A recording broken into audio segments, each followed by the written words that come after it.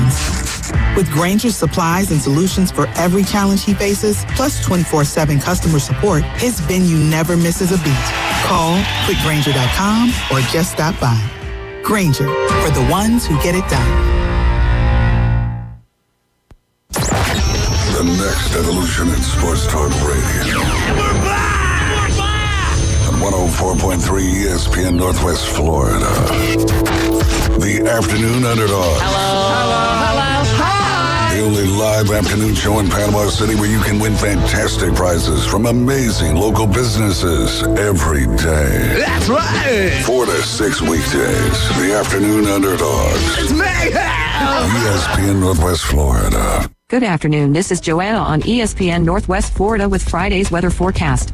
Mostly sunny the remainder of the day with temps near 92 and a wind 10 to 15 miles per hour. Clear skies tonight and a temperature of 81. About the same tomorrow, around 91 with sunshine throughout the day with a chance of thunderstorms in the afternoon and evening. A variety of sunshine and a possibility of thunderstorms Sunday and very warm around 90. This forecast is brought to you by Earthworks of Northwest Florida. Thank you for keeping that dial on ESPN Northwest Florida. Rely on it. Are you tired of hearing 2 weeks when you call to get your boat worked on? Hey folks, it's Chris Kramer with Kramer Marine and Outdoor, and we'll get you in and back out on the water as quick as possible. We're a full-line Yamaha outboard dealer and Suzuki outboard dealer, and we have master-trained certified mechanics on site. So if it's just an annual service, electronics install, trolling motor install, or all the way up to a full repower, we can take care of you. So stop by and see us in the corner of Frankfurt and 23rd next to Bill Kramer GM, or call us at 850-851-0453. Hey there, business owners. Do you feel lost in a sea of numbers, struggling to navigate your day-to-day accounting? At Lighthouse CPAs, they specialize in guiding businesses to make more money and keep more of what you make. From bookkeeping to tax planning, they've got you covered. Plus, with their user-friendly software, managing your finances has never been easier. Spend less time on paperwork and more time growing your business. Call Lighthouse CPAs 850-785-5254. Are you looking for a place to take a leak? Do you have a truck, tractor, or other hydraulic equipment leaking or not performing as it should? At Reliable Hydraulic Solutions, we can get you back to work. Do you have a busted or leaking hose? We can typically replace them while you wait. Hydraulic cylinder or pump needing repair? In many cases, we can have it back to you the next day. Reliable Hydraulic Solutions, 6840 Highway 77 in Southport, just south of Tractor Supply. The best place in town to take a leak.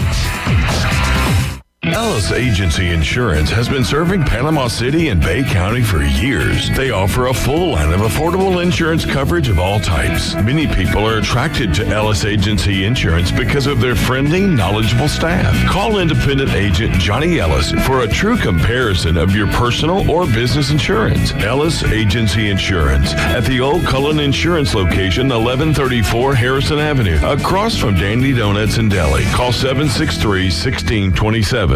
So you've heard the saying that if you love your job, you'll never have to work? Well, it's true. I've worked for Brock Lawn and Pest Control for many years. The commitment to the needs of customers and their commitment to each employee makes Brock a company I'm very proud to be a part of. Brock's core values are also mine. Give people more than they expect and always honor your promises. This isn't a job. It's a service to help people live a healthier lifestyle. Brock Lawn and Pest Control. Our family protecting your family. As a realtor, it's important who you choose as your title company. May we suggest South Oak Title? Their offices are modern, comfortable, and state-of-the-art. South Oak Title can close transactions in any location in Florida, Alabama, and Tennessee. Their free mobile app allows realtors to deliver a net sheet in seconds. They provide mobile closing services to accommodate buyers and sellers. Their offices are beautifully decorated, state-of-the-art, complete, safe, and secure. South Oak Title, creating a better title and closing experience through technology and tailored service. Visit them online at southoaktitle.com.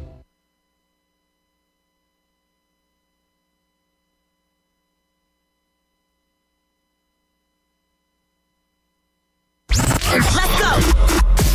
The Afternoon Underdogs are on the air. How are you not freaking out right now? Good to the last drop flavor. There's no need to fear. The Underdogs are here. 104.3 ESPN Northwest Florida. is going on? You are riding along in the doghouse with the Afternoon Underdogs. I'm David Hayes, along with Caveman Rick and the Bone Crusher. This is ESPN Northwest Florida and the ever-observant Wright State Chris with our second comment of the day on Facebook, noticing that Caveman Rick changed his profile pic. And did you do that right there in my area, right there off of Beach Drive? Oh, yeah, actually that was. Yeah. You got the area down. Oh, no doubt, man. I'm walking back and forth on that bay. I'm very secretive on some pictures when there's water behind me because of fishing. Yeah. And because that's how people can find out your spots sometimes if like there's some markers back there, So I've even taken some pictures where I've, used the marker and scribbled out the background. And so there was certain things people couldn't find where maybe I was fishing and catching fish at. So. There you go. What is it? I think it's a Hardy song, some spots of a honey hole that I'll never tell. Right. Yeah, no doubt. And Hardy just dropped a new album today. I was going to say I had to change that. Well, didn't have to. It was, I don't say a bit of a request, but, me being single and stuff now, a lot of people are like, where's your face at? People, it didn't matter before, but having the gritty, having gritty for gritty, since gritty became gritty, I've pretty much had gritty. Yeah. You know what I'm saying? So it's been a while. So it's kind of a picture of a mascot. Yeah, that's like, what's up with this orange or red-faced, yeah, no one knows Muppet. what it is in the dating world, do they? Some people don't know. It's like brownie points that they do know who it is. Yeah, actually, if you do know, heck yeah, dude. If you know who Gritty is, you know, and you're good with me if you know who Gritty is. Yeah, that's Chef Ross, what's going on, man? Thank you guys for riding along with us this afternoon. 850-215-6290 is the number to call or to text. Atlanta Braves, not so hot last night, man. Felt like they were going to get it done, but falling short to the Diamondbacks in Game 4 of the series to end up splitting that series 2-2. And I think the season series goes Braves' way 5-2. And they'll stay out west tonight. They've got the San Diego Padres. Oh, I haven't even looked up who's starting. No, Spencer Schwellenbach's going to be starting for the good old Braves tonight. 7:25, again, coverage starts. It's going to be a late one, and 8:40 for the first pitch. So I actually might be able to tune in for the first pitch tonight because last night we had the two late games, 7:30 and 8:30.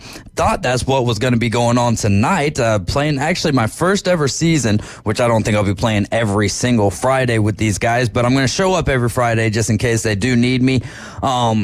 First time playing co-ed softball, like actually being a part of a team and not just being a fill-in, even though I'm kind of going into the season as a fill-in. Right, and sometimes you go in as a fill-in and something happens and you end up being a full-timer anyways, but that's kind of a cool thing to do because of being a fill-in, you'll be playing on different teams every different time, well, so you probably get a feel for everybody. I play for normally as a fill-in, I would play for the same teams. Okay, it's not like bowling. Like if you go to a bowling league, you can like be a free agent. Yeah, and then you might bowl with this team one night and then next week it might be a totally different team. I kind of prefer to stay on the same teams and build that rapport with them, and it's hard enough getting to learn everyone's name. Oakland Terrace, most everybody knows everybody. Man, don't you got names or whatever on the back of your jerseys anyway? Yeah, that's Come on now. True. That's true. But like my Glizzy Boys jersey, right on the back of that one, it says broadcast guy. In fact, I don't know if we've got anyone who actually has their actual name on the back of the jersey. If somebody yelled, "Yo, broadcast guy," you'd know who they were talking about, though. You know what I'm saying? So it makes it kind of easy. That is fair. We have one guy with FAFO on the back of his jersey. Right on. Yeah, I'm sure that you're a big fan of that. Oh, yeah, definitely, yeah. I don't like the acronyms, though. I'm down with the real words. Real words, yeah. There's no misconstrued right there. You know exactly where I'm going with it. Well, you can mess around and find out. That's just cleaning that up just a little bit. Unlike Eminem and his new album, The Death of Slim Shady, the coup de grace. Well, now Slim Shady dies. Does he say it in any of the songs? I mean, so I'm about halfway through the album, and it is one of those ones where you're just like, yes, like you're saying a lot of things that I'm like, oh my goodness, I can't believe you're saying it, and I absolutely love it. I'm just kind of curious if he dies like Stan. I don't know. He does say something. And so actually, you know that song, Save Me, or Somebody Save Me, Jelly Roll? Yeah, I think so. He's got like a rendition of that with Jelly Roll on the song. That's actually how, for some reason, I thought that this album was dropping July 14th. I get on Twitter today and I see Leanne's son, Reed Garrett, saying something about the Somebody Save Me song. He said he wasn't ready for it. So I'm like, okay, well, I started out with that song and then, worked through the first, I think 5 or 6 of a 20-song album. So I'll be listening to that on the way to the ballpark tonight as well. If I was an artist, that's what I would do. I'd be very smart and very calculating about putting out an album, because nowadays with all the leaks, it all started kind of like with Napster and like Metallica was like really upset with all that stuff because they were in the middle of making an album. Wayne used to have to drop, like he would have so many leaks on his albums that he would have to basically redo a whole other album. Yeah, right. Well, like I said, this is what Metallica got upset for. They're in the middle of making an album and here half the stuff's already out before they're even done like recording it, like what's up with that? So like I didn't like the idea of people being able to do that. So what I would do if I was an artist, I would say, hey, my album's going to drop, say, September 5th, my birthday, right? Yeah. That way people are anticipating it. But I wouldn't really drop it then. I'd drop it maybe 4 months ahead of that time. That way there's no opportunity for anything to get leaked, to be a big surprise, big news, big wow, all of a sudden. That's a good point. All of a sudden this is dropped, just out of the blue. And then that way maybe you can keep yourself a little bit more under the table and everything like under wraps. Yeah, there you go, man. Sam People's going to be coming up at 4:20. We're supposed to have a little Fan Friday edition with Travis Oglesby and his son Mason, but Mason is under the weather, so we're not going to be able to have them, which kind of gives us an opportunity to get a rant in that might not have been how they've got NSFW, not safe for work. Well, this is more like NSFK, not safe for kids. We'll find out what exactly it is Caveman Rick is going to be ranting on here in a little bit. 55, you can tell it's the middle of summer right now. We don't have much to talk about because we're 7 minutes into the show and we haven't really brought up anything sports, which is a rarity more so for the Afternoon Underdogs than anything here. But 55 days away from the NFL season, 42 days away from Florida State and Georgia Tech. I'm trying to figure out if we're going to be able to air this game because I know that we have another station here who airs the Seminole Network, but I'm going to see if there's a way that we can maybe get Georgia Tech's side or get another source to be able to air Florida State and Georgia Tech. Maybe it depends on who's actually like airing it, like if it's Westwood or something like that. Touchdown Radio will give us an opportunity for that, but I don't know if that will conflict with what we already have here in the area, and we're not trying to, get into any sort of squabbles with anyone. Yeah, so 55 days away from the NFL and only 42 away from Florida State and Georgia Tech. It's going to be here before you know it, and only 4 days away if you've got early access for EA College Football 25, which is going to have Arch Manning in the game. On a scale of 1 to 10, how much more excited are you for the game now that Arch Manning is going to be a part of it? Well, being that my excitement level was probably about a 3, a 0 or a -2, it's probably still about a -2. And not to throw shade at the game. I'm just not a college football guy, and I haven't been doing those sports games like that for quite some time. Just since the long story short, I have my neck injury and hand doesn't work as great as it used to, where it's fast, and it's frustrating when you get your tail kicked in every time you play. So why? Especially when you're on the mic with the 12-year-old playing, or something. You suck. And by the way, Mom, make me a sandwich and cut the crust off. Yeah. Oh, man. Yes, sir, Bob. Well, for me, it does not raise my excitement level one bit either. One thing that is exciting for me about this game coming out, I kind of talked about it and dropped a little hint about it the other day. Fantasy football is right around the corner, right? Yeah. So there's going to be a lot of people that are going to be enamored with playing this game. I'm not going to be playing this game. I'll use that time to be maybe looking at fantasy football stuff. Yeah, we talked about this yesterday. And I'm hoping that, some people that are on my leagues and stuff will be playing more video games for college too, matter of fact, than pro type stuff, and that might give me a little bit of an edge. Yeah, we'll be focusing on the draft side of things, I guess you would say. But yeah, can't wait for it. And also, I guess that leads us into our segue for fantasy football, right? August 25th, we're going to be hosting the draft over there at PCB Hobby. No, we won't be hosting PCB Hobby will be hosting the draft, and maybe we'll do a live show over there for Todd and Bill and Brian. It was fun. It was a lot of fun the last time that we had a show over there, so maybe we'll make another one of those happen. Maybe even do it the day after the fantasy draft. But hey, real quick, breaking news: Jalen Brunson agreeing to 4 years.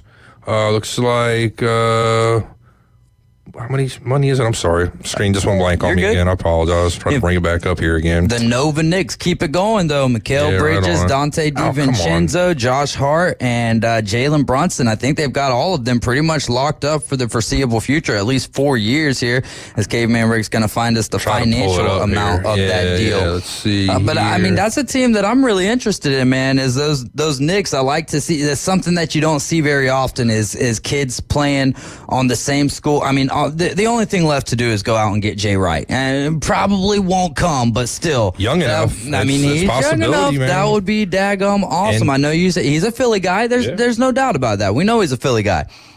But but if you've got 4 of your former players on the same NBA team, and then there's the lure of Madison Square Garden, I mean, maybe so. And then the thing is, if you can win a national championship with these guys, and then go out and win, the NBA championship, get the Larry O'Brien, that'd be pretty impressive, for a coach to do that, and with your same guys. I mean, a lot of times you can go from one to the other and do it. A few guys have done it, who was like Larry Brown and stuff like that. But yeah, I'd like to see that. That'd be something.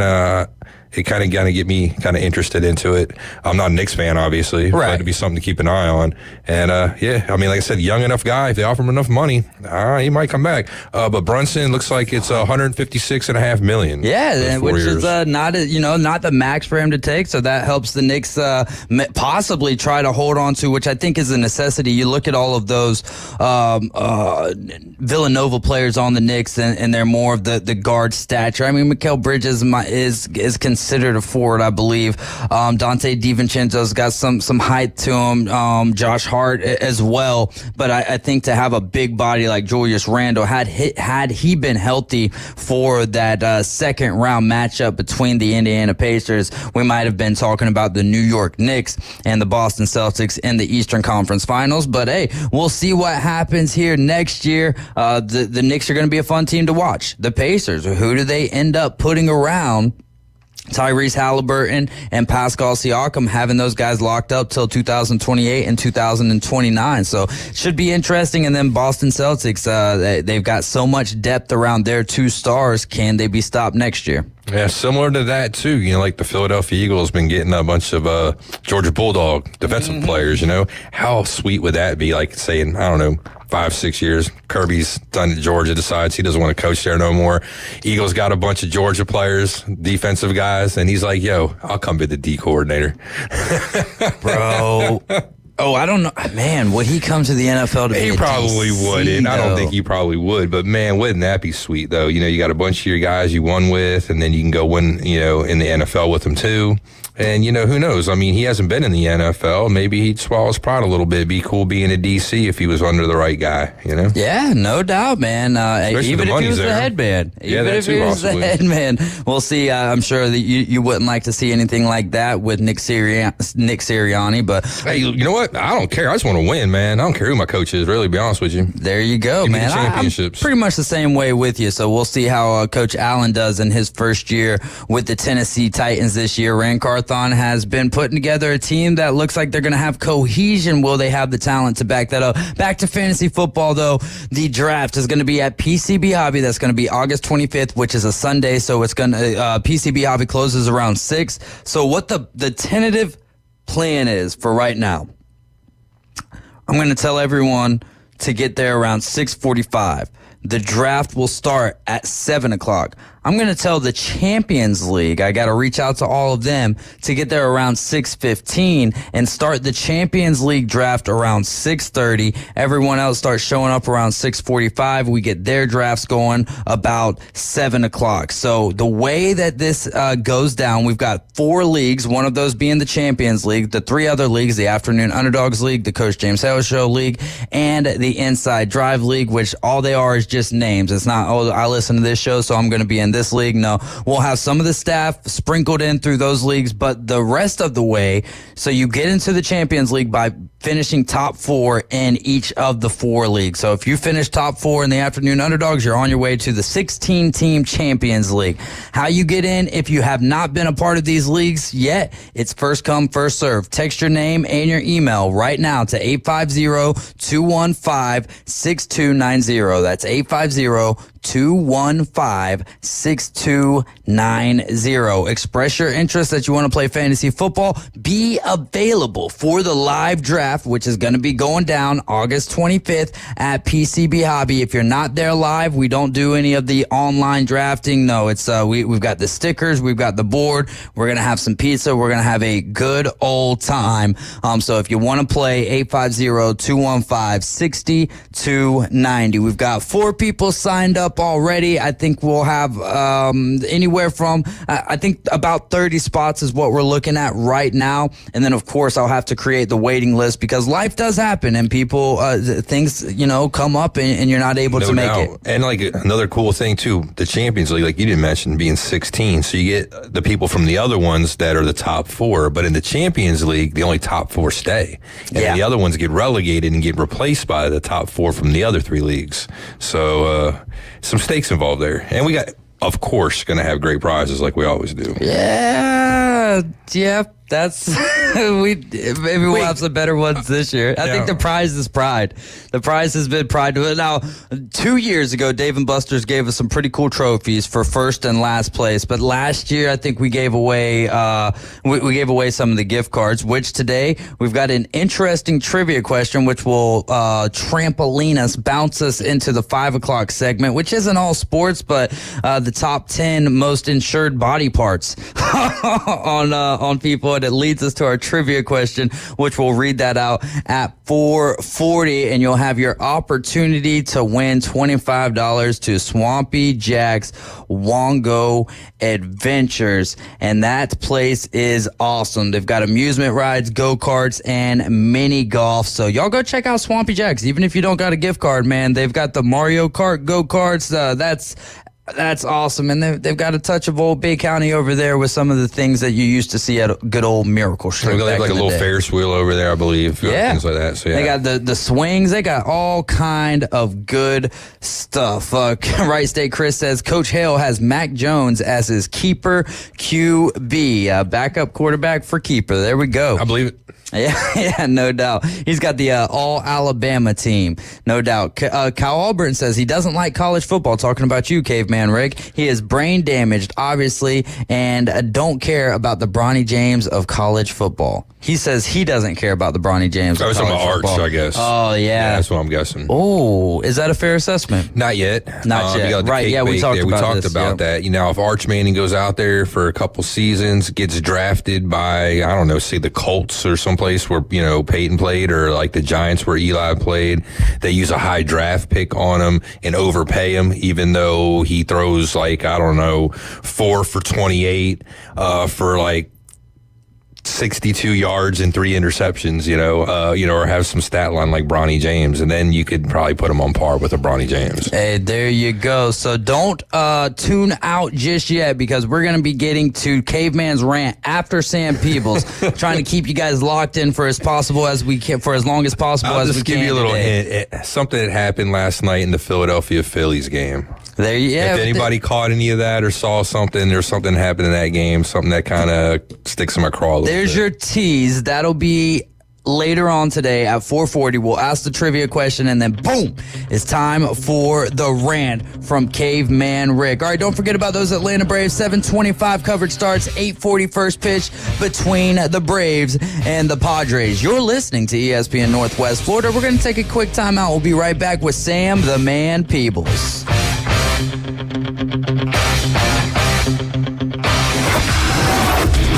Do you suffer from political talk radio fatigue? We know that under the 49% rate, the U.S. Tune into the most fun and exciting new radio show on the Gulf Coast. It's The Inside Drive with Ryan Mulvey. From the Bill Kramer Chevrolet Buick GMC and Kramer Marine Outdoor Studios. Middays 11 to 1 on ESPN Northwest Florida. Good afternoon. This is Joanna on ESPN Northwest Florida with Friday's weather forecast. Mostly sunny the remainder of the day with temps near 92 and a wind 10 to 15 miles per hour. Clear skies tonight and a temperature of 81. About the same tomorrow, around 91 with sunshine throughout the day with a chance of thunderstorms in the afternoon and evening. A variety of sunshine and a possibility of thunderstorms Sunday and very warm around 90. This forecast is brought to you by Earthworks of Northwest Florida. Thank you for keeping that dial on ESPN Northwest Florida. Rely on it. If you spend any time at all in your yard, you're going to encounter fire ants. We know they can ruin a party. That's why we're this area's experts at fire ant elimination. As your certified top choice professional, we will rid your yard of these unwanted invaders. Brock Pest is so sure they will get rid of fire ants that they offer a 1-year guarantee. Enjoy your yard fire ant free. We guarantee it. Give us a call for your free consultation. Brock Lawn and Pest Control, our family protecting yours since 1968. Hey folks, Chris Kramer with Bill Kramer GM. And the best place to listen to the Inside Drive with Ryan Mulvey is inside a brand new vehicle from Bill Kramer GM. And I want you to know we've got 10 times the amount of inventory on the ground as we did this time last year, and darn near all of them are discounted. So shop us online at BillKramerGM.com or visit us the corner of Frankfurt and 23rd. We'll make it easy and take great care of you. You think you've been on your grind? The 11-year-old cashier at the Gin Gin puts in more hours than you. Do any of you people do any actual work? Just saying. We might need to work on your sales pitch. Less work and more play. All right, show's over. Everybody back to work. Now back to the Afternoon Underdogs, ESPN Northwest Florida. We are back and we are accepting applications right now for the free Fantasy Football League here at ESPN Northwest Florida. We've got 3 different leagues, 4 in total. The Champions League, Afternoon Underdogs, Inside Drive, Coach James Hale Show. Looking for about 30 to 35 spots. So if you want to play fantasy football and you are available August 25th, which is a Sunday evening, to draft live with us over there at PCB Hobby, then text your name and, not your number. Your number is going to come in with a text, but text your name and your email to 850-215-6290. Now we are joined by a great friend of the show. That's Sam Peebles. He is the creator of the Braves Dugout Podcast and the host of the Braves Dugout Podcast. Sam, my man, what is going on, friend? Sam, are you there, brother? Hi. Just cut out. Yeah, I'm here. All right. Good stuff, my man. So let me ask you this first. Let's get into the All-Stars. Obviously, there's snubs on either side. For you, who would be the biggest All-Star snub? Let's start with the American League. Ooh, the American League, that one's a little bit tougher. There's some great players out there that didn't make it, and typically it's going to come down to guys that, because of the rules that come along with every team having to be represented and things like that. Right. I'm going to say it's probably going to be, man, that one's tough. I'm going to go with,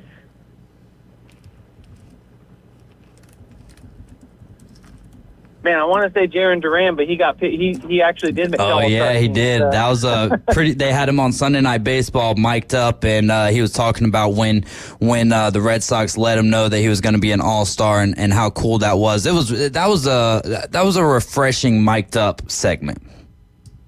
Right. I'm actually shocked Randy Arozarena didn't make it. He was having a terrible year, but at the beginning of the year, but he's been one of the best hitters in baseball over the past month. So I'm going to go with that. All right. And what about on the national? Are you surprised Brent Rooker didn't make it, or Mason Miller's having such a good year that he had to take that spot? He had to take that spot. I mean, he had to. But, yeah, that's a good argument. Rooker is a snub. And that you're right. Typically, it's a DH that typically will have a snub because they don't really carry a lot of DHs on the All-Star roster typically. So that is where you see a snub a lot. And I'll change my answer to that one. I like that one better. All right. Let's go over to the National League. Who do you got on that side as being a snub for the All-Star game? I might be a little biased here, but I really wanted to see Jesse Chavez on that roster. Yeah. He's in his 40th year, and by ERA standpoint, it's one of the best relievers in the league this year. And and I say one of the best, I mean like the top 5. So I know that typically it's usually only closers that are relief pitchers that make the All-Star team. And honestly, I think that's a shame. Jesse Chavez, I was really hoping he'd get in there. He had a lot of support from his teammates walking around wearing T-shirts that said, "Get coached to the All-Star game," and things like that. And it looks like Chris Sale, by the way, that his starts lined up, that he will not be eligible to pitch. So I'm wondering if he'll get replaced by either Max Fried or Jesse Chavez. Right on, Max. I got a question for you here. You said Max. I'm reading my messages here. I apologize. Does Paul Skeens, does he think he deserves a start? I already commented, and I think with only 10 starts now, the cake's kind of baked a little bit longer. I believe 11 starts. Give him some credit here. Okay, 11 now. 10 is like of the last time we talked about it. But yeah, what do you think? So I will say, yes, he's only had 11 starts, but in those 11 starts, he has had, he tied Nolan Ryan for the most games with 11 strikeouts and no earned runs in a single season. So that's only in 11 starts. So yeah, it's only been 11 starts, but it's been extremely, he's been extremely efficient. I will say this, whoever starts the All-Star game, to me, it's more semantics than anything else. Like, it's really just a formality. It's not that big of a deal either way to me. But it was, honestly, if I was being honest, it was between him, Paul Skeens, and Chris Sale. They were it would have been him or Chris Sale. So Chris Sale isn't pitching anyways, so it's Paul Skeens. Yeah, that's kind of one of the weird things about it, too, is you get all the All-Star hype, and then you make that start, like, right before the All-Star game. And it's like, yeah, you're not even going to be throwing either way that it goes. But do you think that it's, now, again, like you just mentioned, doesn't necessarily mean a lot for the player, but is this a good thing for baseball to have Paul Skeens starting? I think it's one of those things that, for the youth, them hearing Paul Skeens is going to be starting maybe gets their eyes locked in on the game, and then a lot of people will be able to see that maybe the All-Stars aren't playing for anything. They're not playing for who's going to be hosting the World Series, but I would still go to say that the Major League Baseball All-Star game is one of the more competitive All-Star games out there. Oh, it most certainly is, because you're still playing by mostly the same rules, and the guys out there are trying to win. Yeah. Or at least, put on a good show. And the one thing that makes me happy that it's a good thing for baseball, like you said, is not only is it Paul Skeens being a rookie and being as dominant as he is, but he plays for the Pittsburgh Pirates. What else do the Pittsburgh Pirates fans have to look forward to? This is a huge deal for them to have their star pitcher starting the All-Star game. Can you think of the last time that happened? I can't. Never. I mean, this is a huge thing for their franchise. It'll hopefully bring eyes to their franchise, so that, it'll help broaden the scope of MLB fans in general to see that, the Pittsburgh Pirates may not be a great team, but they have some great talent on that team. Yeah, man, and they're kind of still in the race for the NL Central. You never know what'll happen. Maybe they make some moves. Maybe they wait till next year. But yesterday, Paul Skeens finishes up the 7th inning, still under 100 pitches. 11 strikeouts to that point, only 1 walk, no hits, no runs given up. Do you think that Derek Thompson, the Pirates manager, or Derek Sheldon, made the right call by pulling Skeens? That's a tough one, because for the longevity of it, sure. But it wasn't like they were saving him for down the stretch, because they're not going to win the World Series. You know what I mean? Mm-hmm. So it's kind of like, I don't know if he had that conversation with Paul and said, hey, how bad do you actually want to go back out there, or should we play it safe? I would rather play it safe and kind of bounce it off of him. I'm not sure exactly how it went down. If I'm a manager, I probably would have left him in, but what might end up coming, I don't know if that's a risk I'd want to take if he did end up getting injured, down the road. Would they look back and say, hey, he's had too many innings? But like you said, it was under 100 pitches, so, he's pitched more than 100 pitches before. Yeah, that's kind of where I'm at on it now from the entertainment side of things, the content side of things. I would always love to see pitchers go for the bid, man. Go for the no-hitter there. But in this particular case, with him being younger, with all of the hype around the All-Star game, which that's neither here nor there, my thing is if you end up losing that game, regardless if Skeens is on the mound, say he pulls Skeens and they lose the game, well, then it looks like you should have left Skeens in the game. But because they held on and got that 1-0 win, I feel like, all right, coach, the manager made the right managerial decision. Yeah, ultimately he did, and it worked in his favor. So, ultimately it was the right call. Yes, sir.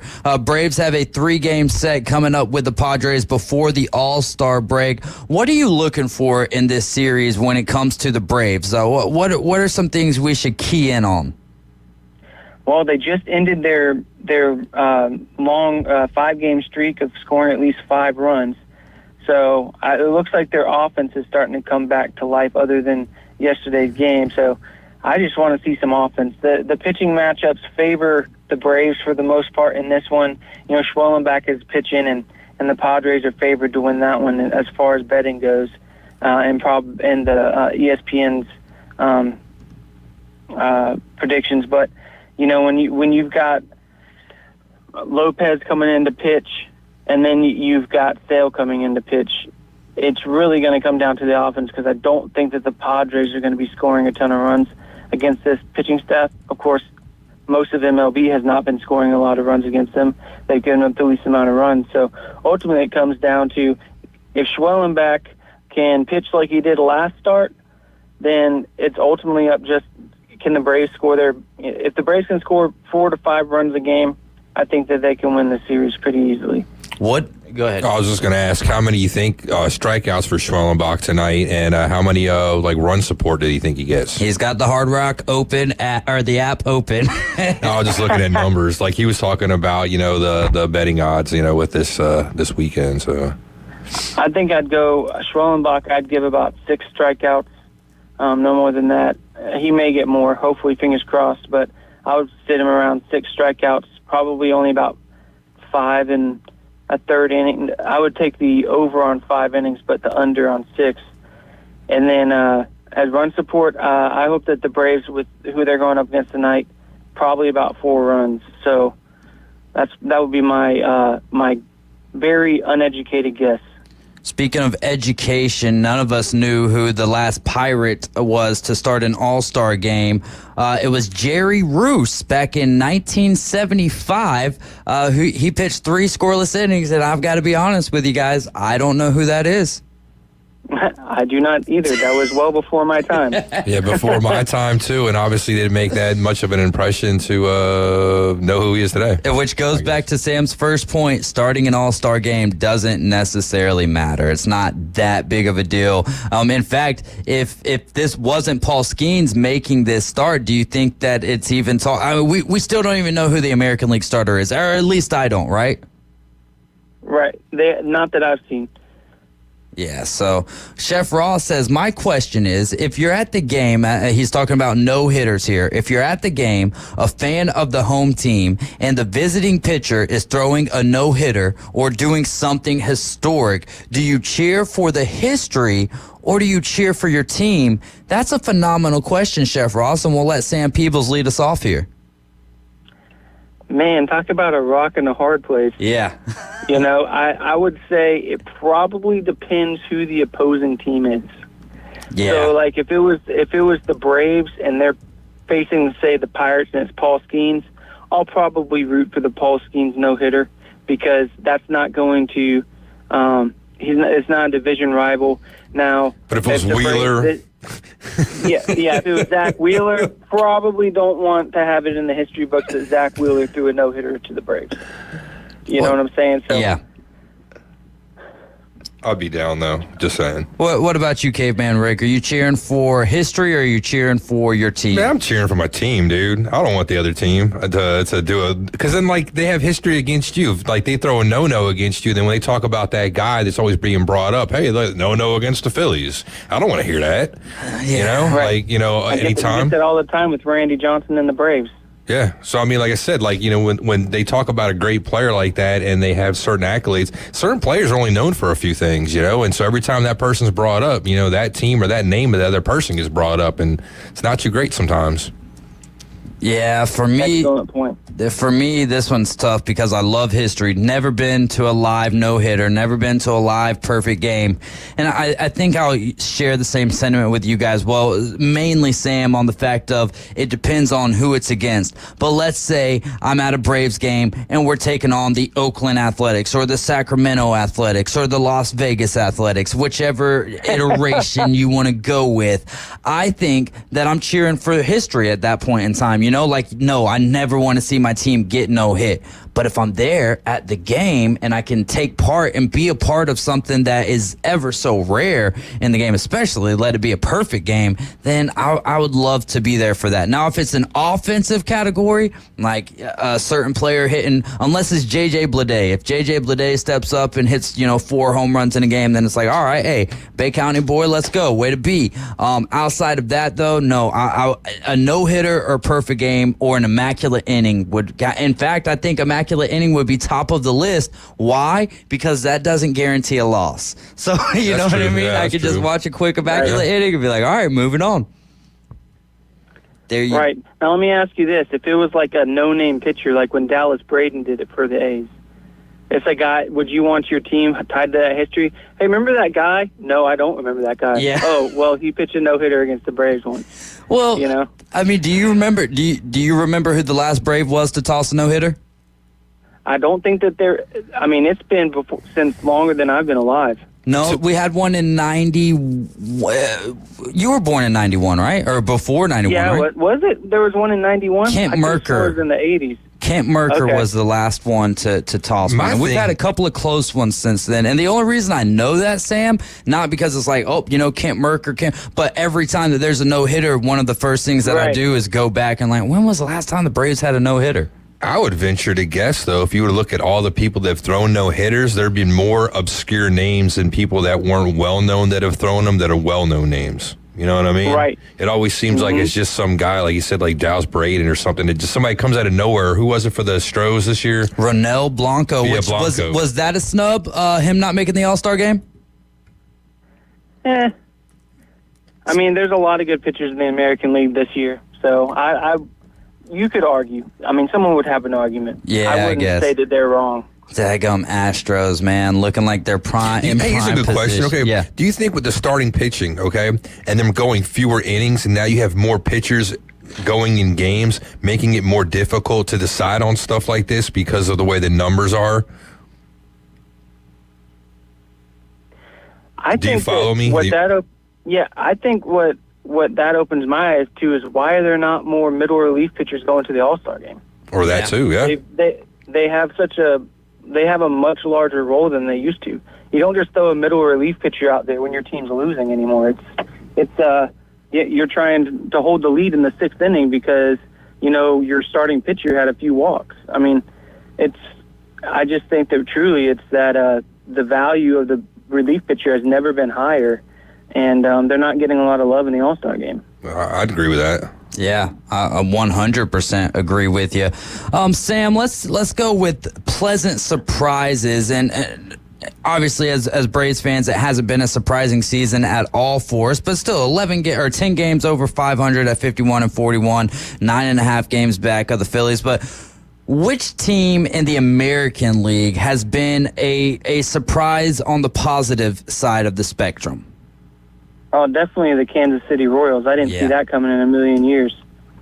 Yeah. I mean, I know Bobby Witt is electric, but we've seen with Mike Trout, one player does not equal a ton of wins. Mm-hmm. So the Royals still, and then Salvi to continue to play like an elite catcher this late in his career. I mean, it's just crazy to me. Yeah, it seems like he has like a crazy historic year, and then he kind of falls back into not above average still, and then he's right back at it, man. Oh, goodness gracious, his career has that trend of his career has been amazing. And what about on the National League side of things? Who's been a surprise there that maybe we weren't expecting going into the season? I'm not going to lie. Didn't expect the Phillies to be this good. Really didn't.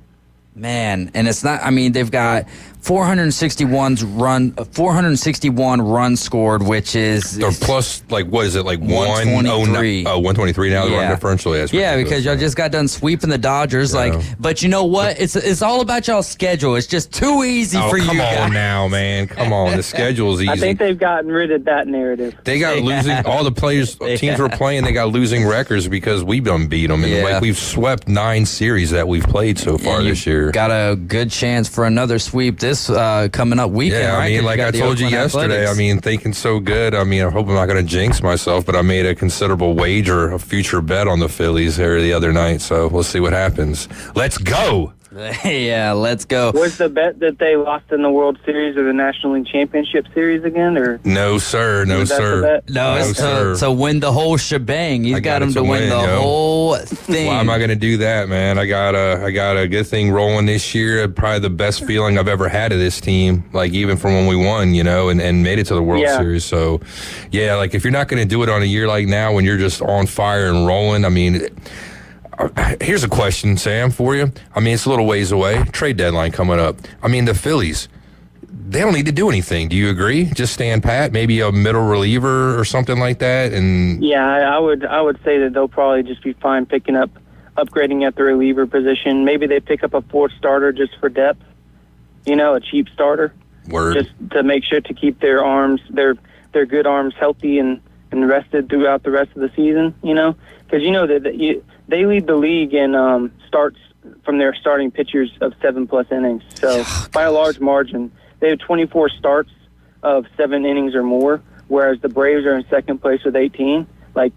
So they need to rest their starters down the stretch. So I wouldn't be surprised if they don't pick up just an innings eater. They've got such a heavy lead in the division, they can afford to just get an innings eater to keep their guys rested. Yeah, that's what I'm afraid of. Too much of a lead, though. We can't do like the Braves, man. We got to be playing meaningful baseball in August and into September. See, I just disagree there with the trade deadline. I say you scrap this year and you start building for the future. Go ahead and get rid of Bryce Harper, Schwarbo, Trey Turner. Get you some draft picks. Yeah. And, get your stock in for 2025 and beyond. Man, we dumped Whit Merrifield a little while ago today, okay? Yeah, so there you go. That was, a lot of great moves by y'all's brass, but that was not the best move. I think y'all paid him $8 million. Yeah, and we lost some money out there. I don't know what Dabrowski's doing, but you know what? I'm sure he's got something up his sleeve. This is what he's doing. He's going to make a move here pretty soon, something that's totally unexpected, and it'll probably help us go over the top.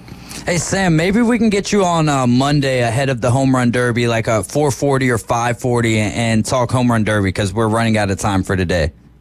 Absolutely. All right, my man. I'll reach out to you and we will come up with a time. But thank you so much for giving us some of your time today. As always, Sam, it's a pleasure chatting with you. And new episode dropped yesterday of the Braves Dugout podcast, y'all. So make sure that you're going and checking it out, man. Braves.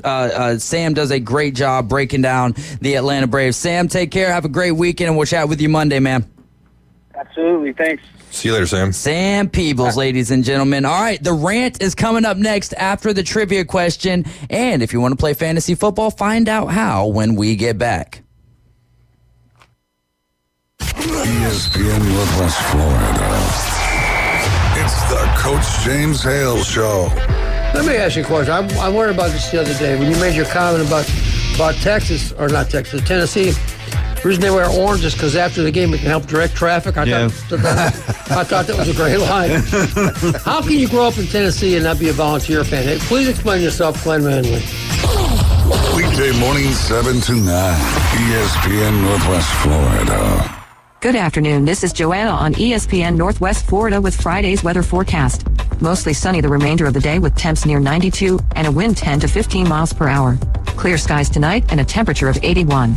About the same tomorrow, around 91 with sunshine throughout the day with a chance of thunderstorms in the afternoon and evening. A variety of sunshine and a possibility of thunderstorms Sunday and very warm around 90.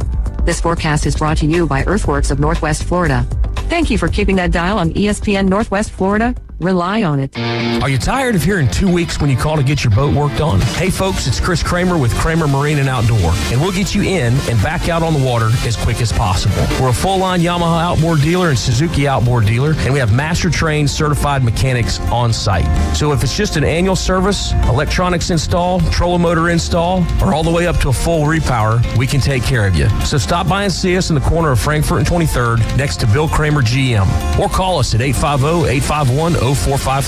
Bestway Portable Buildings has been your portable building specialist since 1989. Before you invest your hard-earned money someplace else, owner Jason Mulder invites you to stop by Bestway and get a quote on just about any size building. And whether you buy with Bestway or not, it's worth the trip just to meet Bestway Buddy. Say hello, buddy. Good boy. Bestway Portable Buildings, just north of Hartz Marine on 231, and online at bestwayportablebuildings.com. The best in portable, period. Tell them Buddy sent ya.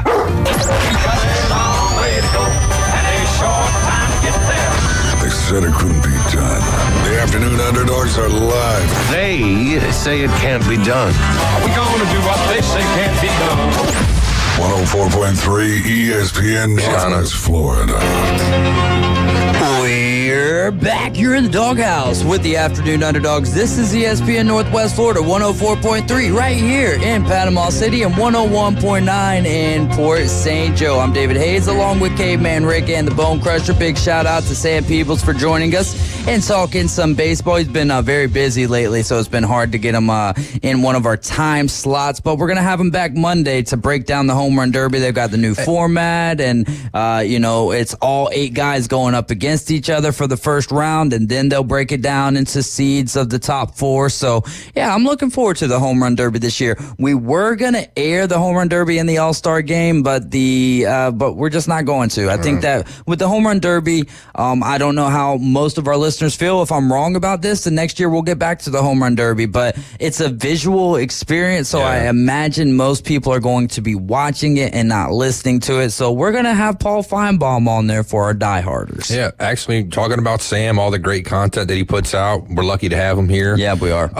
Lucky to have him for free. I mean, the guy's got all kinds of stuff. I mean, I'm sure, he makes money doing what he's doing, so we're really lucky to have him. Hope he's not listening. Never paid a guest, never will pay a guest. Love you, Sam, but yeah, I don't know if you were listening or not. Didn't say nothing about my hat, Sam, but whatever. Oh, yeah. It is a beautiful hat, man. I just got it. I'm just saying it's cool because it's Philly Fanatic. You know what's cool? So that hat's probably a Fanatics hat, right? Am I right? Or is it a Nike hat? I think it's Fanatics hat. Because if you look into the camera real quick, if you pull up Facebook, if you look on the left side, like the tongue of the Philly Fanatic, it almost looks like a little Nike check there. Oh, yeah? Right on. Yeah.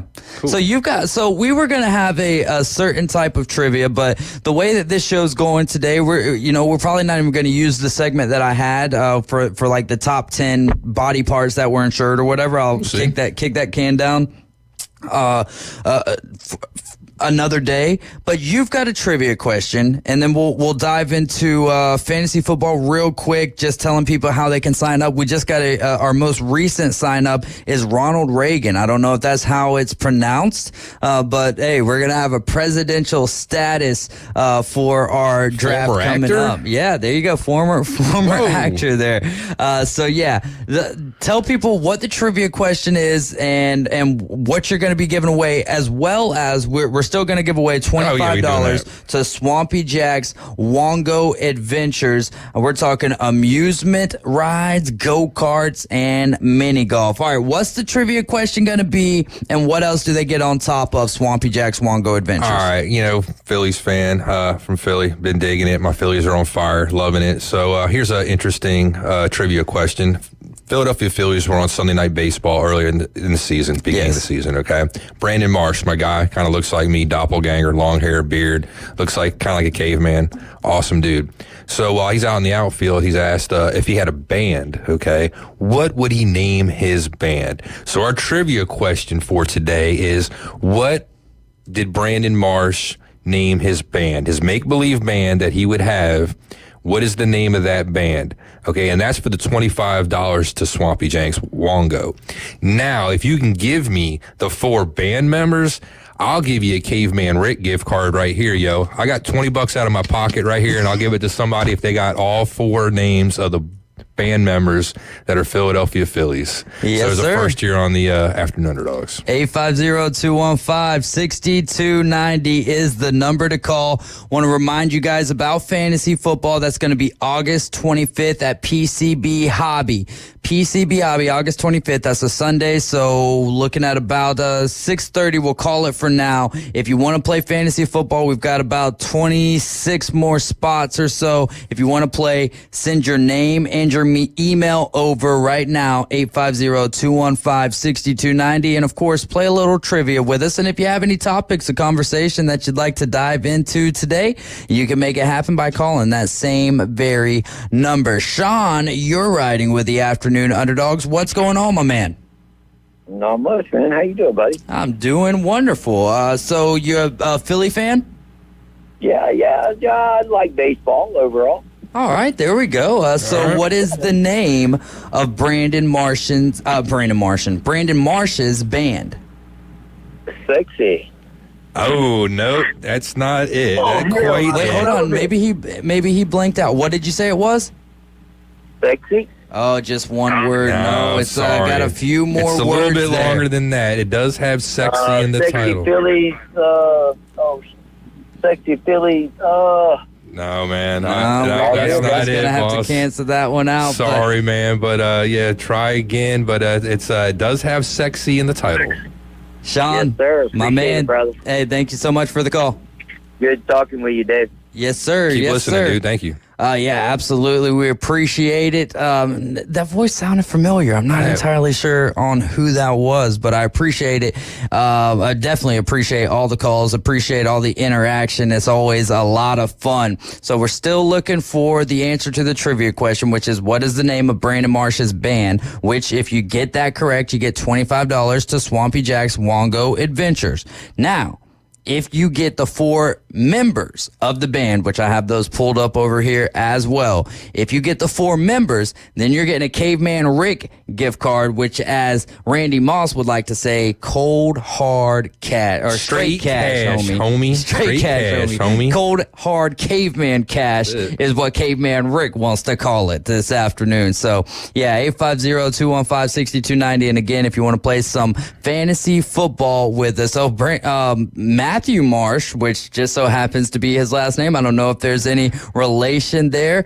He doesn't have the correct name of the band. He doesn't have the correct... Oh, I forgot about this.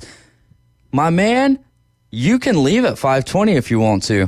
I totally forgot that. I've got Brian Haddad and Jimmy coming in to... I don't care. We'll yeah, see what no happens, doubt. though, but Hey, yeah, absolutely. I forgot about... Well, I'm probably going to leave at 5:40 then. We'll figure it out, though. No, I'm excited about that. Brian Haddad in the building with us. Always fun to have Coach Brian Haddad. Oh, wait, hold on. We can't have repeat. All right, Sean, you're back with us. What's going on? Not much, brother. How you doing? We can't let you have another go at this because we know exactly what went down. You left, you went to Google, and you came right back, huh? No, actually, I just remembered the sexy part, and I was trying to remember the stay loose, and I could not get it. And I was like, "Damn, I'm gonna call check anyway." All right, hey, well, man. Take care, my friend. You take care now, all right? Brother. Yes, Right sir. Hey. He gave you a pretty good hint right there. He's not on it. Close. He's not on top of it. Now, Matthew Marsh has it double play. Double play is not the name of the band. Sean was very close right there. You just got to do a little bit of rearranging. They got some cool T-shirts out there too. For it. One of them happens to be a like an Appetite for Destruction. By the Guns N' Roses album cover. That's Which very is similar. from Australia. Just learned that. No, that's AC/DC. That's AC/DC. Okay, Guns N' Roses from the Keep US. me on top of these things, Guns my N' man. Roses came from 2 bands, the LA Guns and what was the other band? I think the Philadelphia Rifles. No, I'm sorry. Oh, geez. Anyways, 2 different bands. But anyways, yeah, Guns N' Roses, cool band, and definitely cool logo that the Phillies used to make a cool T-shirt. Jake McGowan, he's got the correct answer over We got here. Brett on the line right now. What do you got, Brett? What's your answer? I actually don't have a guess on the question. I had a question for David. All right, what you got, bud?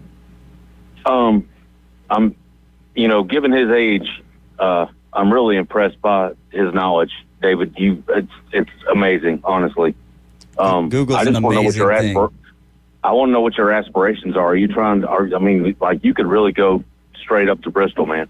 High compliments there. That would be like Bronny James getting drafted in the first round, right? Oh man, but you would actually deserve it though. The aspirations, right? One thing I gotta say, so growing up, my dad just always had sports, and so I gotta give a lot of credit, really, to my parents because my mom was my teacher up until 9th grade. So, with that being said, she really, whenever I was speaking, using more slang than what I should, she was able to always kind of bring me back, and so now I know when I say things wrong, and so I'm able to kind of catch that back. But my love of sports. Both my parents just sacrificed so much of their time to take me to sporting events and all of that good stuff. The aspirations would be, of course. Now, I've got a face for radio, and that's, there's nothing I can do.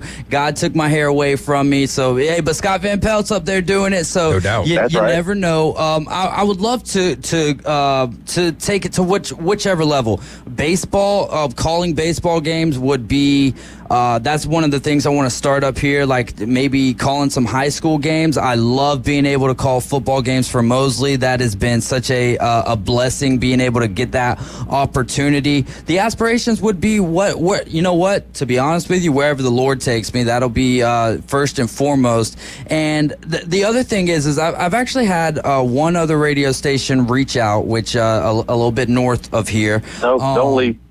But with that being said, there's Panama City holds a very special place in my heart. This is where my grandparents have lived as long as I've ever known. I've been here for 17 years. So, honestly, as long as Randy will have me and the rest of this station will have me, I plan on being here. We need to get some sponsorships lined up for the Afternoon Underdogs to make me be able to pay my bills a little bit easier. But outside of that, Brett, I really do appreciate you, asking that question and for listening, man. For everyone out there who listens, it really means the world to me, especially when I see a new name pop up on the text system or, a new call coming in, man. It makes my day. Can you hear me? Yes, sir. Okay, well, I'm not new because I'll remind you, when Old School was on the show, I'm the one that called in because you guys, for some reason, could figure out why the Marlins mascot was called Billy. Yeah. Oh yeah, no, I'm not saying that you're new. I'm just saying sometimes we'll have we have new texts come in because that's really where I will recognize it is from seeing text names and stuff. So is this Brett Kuhn? No, Britt Aldia. Oh, okay, gotcha, my man. I don't think I gave you my name that time, but I was just sitting in traffic on Star Avenue that day, and I was like, You don't know Billy? The Marlins mascot's called Billy. Yes, sir, man. Oh, man, I miss Old School, too. He's up there in Georgia doing well. Bill Fish. Billy the Bill Fish. Billy.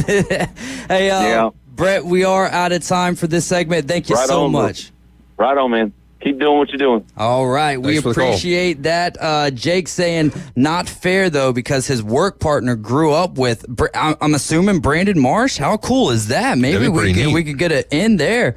But yeah, shout out to Jake McGowan and all the work that our law enforcement does right here in Panama City. Because without them, I just can't imagine that type of a job. We appreciate you guys. Law enforcement. No doubt. David Moore comes to the forefront of my mind as well. We appreciate you guys, and we're going to take a break. And when we get back, then I think we'll finally get to the rant of Caveman Rick.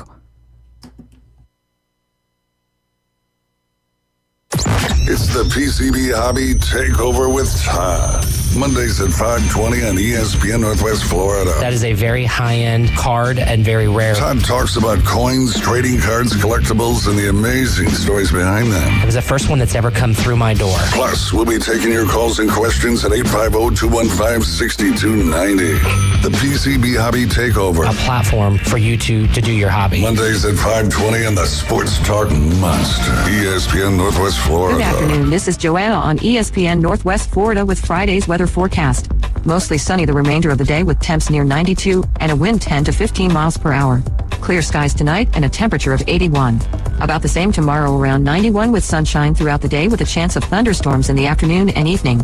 A variety of sunshine and a possibility of thunderstorms Sunday and very warm around 90. This forecast is brought to you by Earthworks of Northwest Florida. Thank you for keeping that dial on ESPN Northwest Florida. Rely on it. Los Rancheros has been doing it right for 20 years. Los Rancheros brings a top-shelf dining experience to you with the opening of their beautiful new building. Watch all college and pro games on Los Rancheros' 14 large-screen TVs with great drink specials daily from 2 to 5 and during all the games. Los Rancheros, the place for live sports and great food on 23rd Street between Jenks and Harrison. Northwest Florida Wrestling brings exciting professional wrestling to the Cottondale Community Center. Titans clashing, grudges settled, and gold on the line. Don't miss a single high-octane moment. Cottondale. Doors open at 6, bell time at 7. Tickets are $12. Kids 6 to 12, just $8, and kids under 6 are always free. Northwest Florida Wrestling invades Cottondale. Get ready for July mayhem this Saturday in Cottondale. WGSX Lynn Haven, WVLQ Port St. Joe. Powered by Panama City Toyota. ESPN Northwest Florida.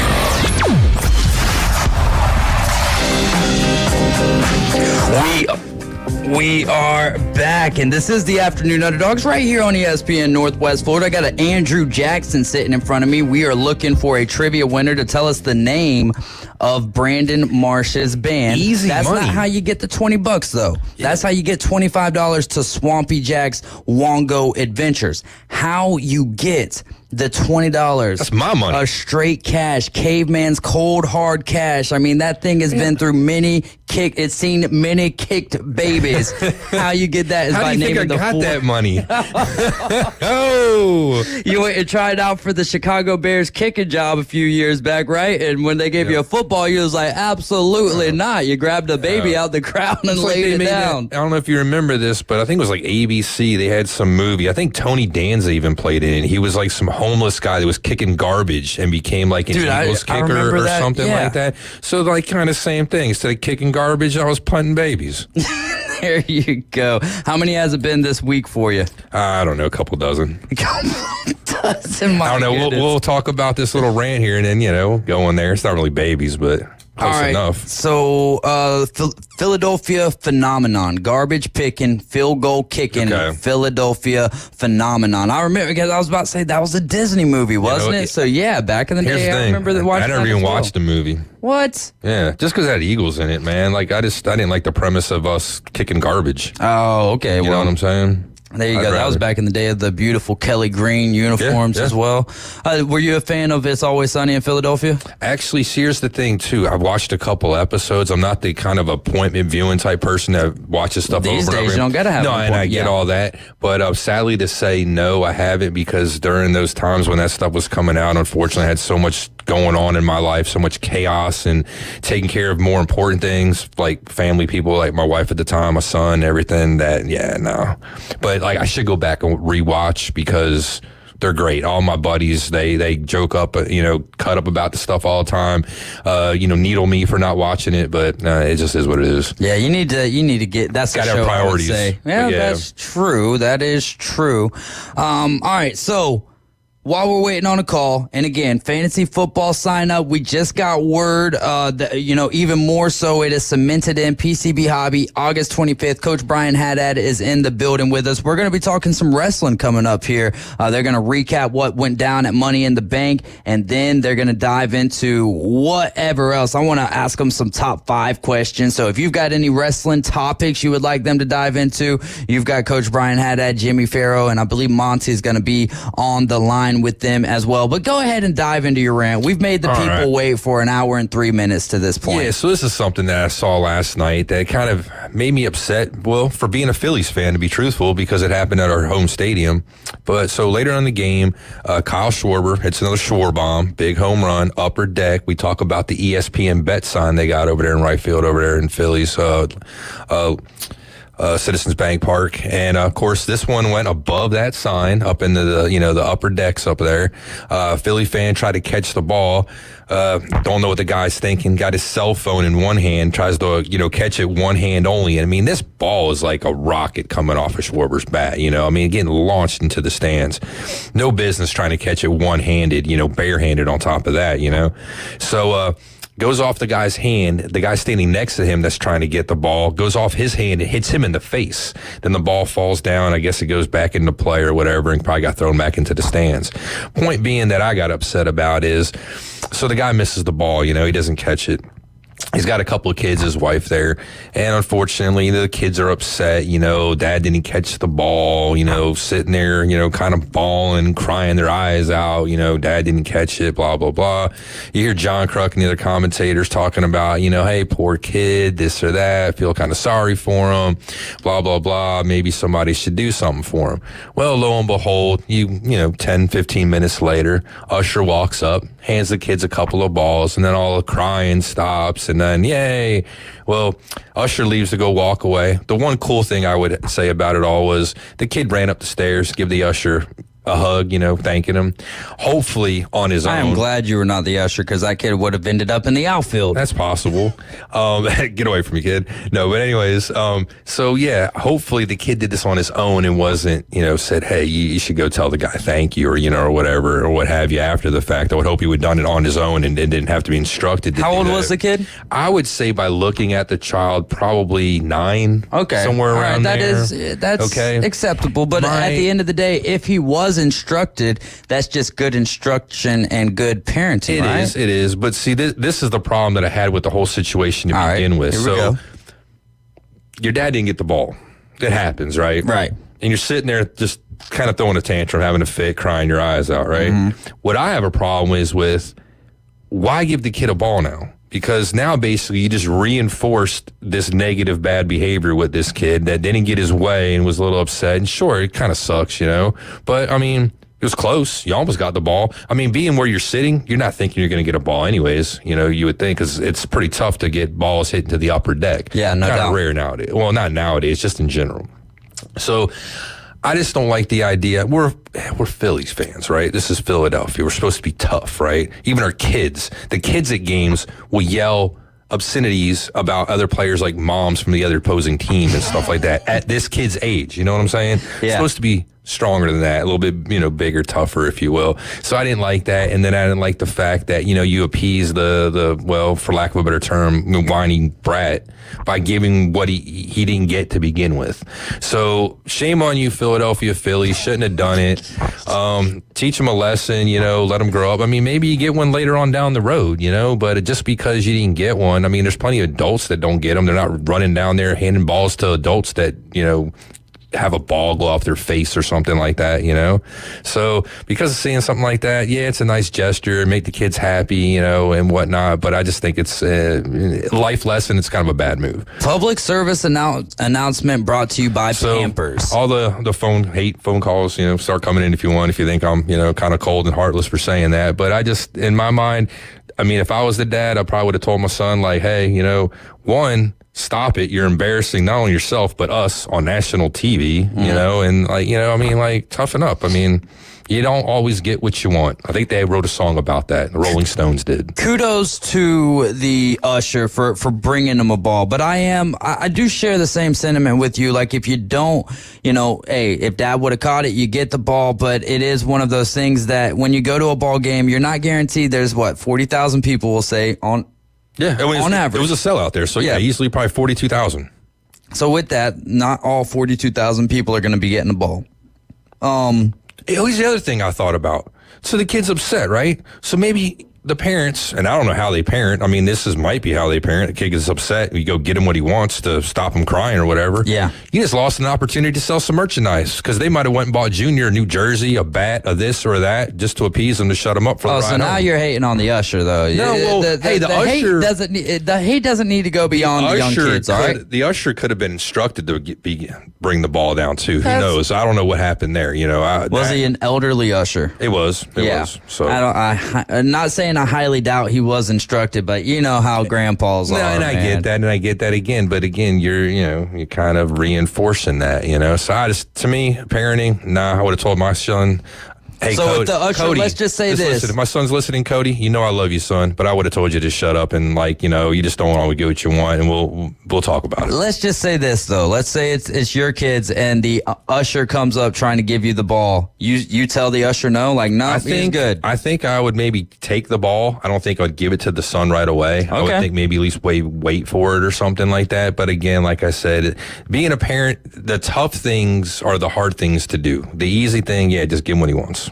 And like I said, that could have been an important learning lesson or a moment that you can, teach your son something instead of, like I said, just kind of doing that. Because now, social media and stuff like that, there's probably video of this kid now, Oh, easily. And, I feel like I saw this last night on ESPN. I'm sure that there was going to be highlights or whatever or something like that. And like I said, so now the kid's going to be like, yay, the next time I go to a game, maybe go to a football game, he doesn't get something he wants, starts balling out. He's going to expect somebody to walk up and hand him something again. The cynic in you just makes me so happy. I don't say it's cynical. I think that's, you're well, you're just already perpetuating it into that's football. What you're doing, man. You're like you're training. It's like like a dog or something. You train an animal. You train whatever. You reinforce good behavior. I'm not disagreeing with you on that. I'm just saying about how you always kind of have the negative outlook on things. Instead of silver linings and dark clouds, you've got dark linings and silver clouds. There was a silver lining last night. The Phillies won. You went home with a W.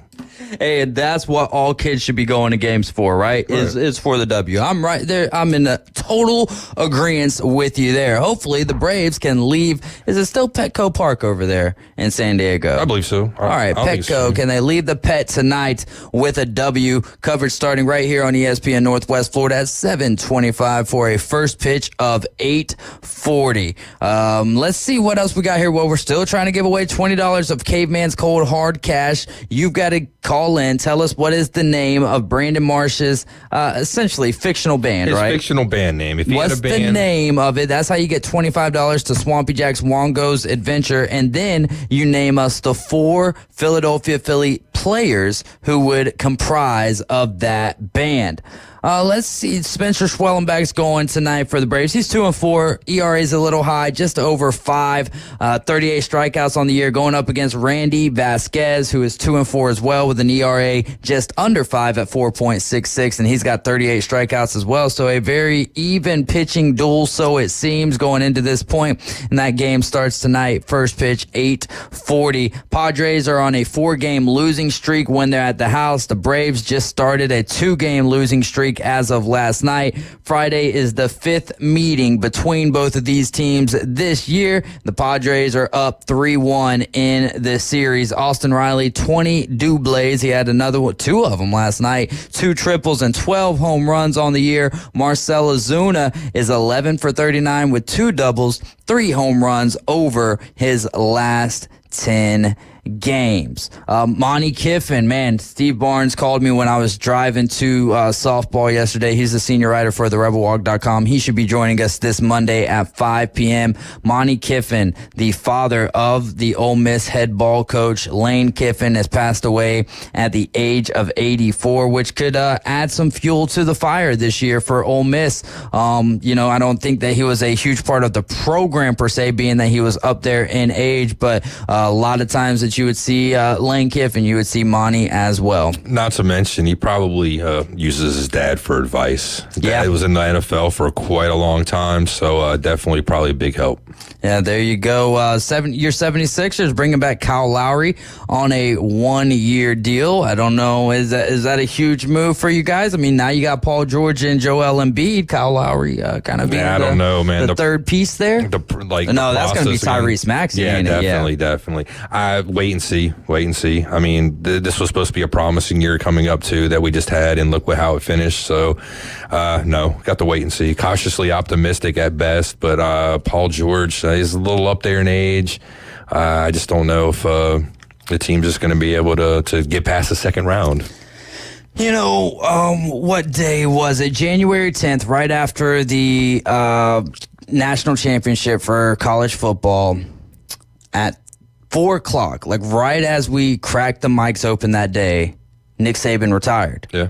And with that, about 400 jobs have been touched because of that. Yeah, we were live on the air, and I remember looking at this and being like, there's no way Me, you, and AG, I believe, are here. Yeah, I think Kyle Wright was as well. Okay. I'm pretty sure Kyle Wright was in the building with us as well. And yeah, one of the most wild, I mean, we've had a lot of crazy breaking news stories that have happened while we're on the air. But reading a story today from The Athletic, now again, 400 job changes, 10 of them in the NFL, a few high school jobs were touched, Power 5, Group of 5, all kind of jobs. But what was interesting to me is at 3:53, Nick Saban was going into that room and he had 2 speeches prepared. One speech of we're going to keep it going and one speech of retirement. So 5 minutes before he goes in and drops a nuke, as Zach Mettenberger put it, 5 minutes before he's making this, still didn't have his mind fully made up, man. Just wild. Yeah, maybe he did, and maybe he was thinking at the 0 hour somebody was going to come in and maybe make him an offer he couldn't refuse, or you know what I'm saying too? I mean, no, this is like his words. He had 2 speeches written. One to retire, one to keep going. Yeah, I'm sure he probably did. But what I'm trying to say, he was going back and forth on it. Yeah, and then like something could happen. Like what if Alabama offered him an exuberant amount of money to stay, or just something else happened? You know what I'm saying? When you're sitting on the fence like that, something could skew you, I'm sure. I don't think it was money for the highest paid man in Alabama as much as it was. I don't care who you are. Everybody's got a price. Yeah, right. But I don't think that it was, like money wasn't the issue for this particular situation. I get that. It wasn't money as much as it was all of the new circumstances. Not so new. He ran from transfer portal and NIL. I ran from it when, it's not like he wasn't succeeding. Yeah, but also, all right, it would be different if we're talking about 65-year-old Nick Saban. The future of everybody else being able to catch up to Alabama, and his job was going to get significantly tougher, I feel, here in the short term.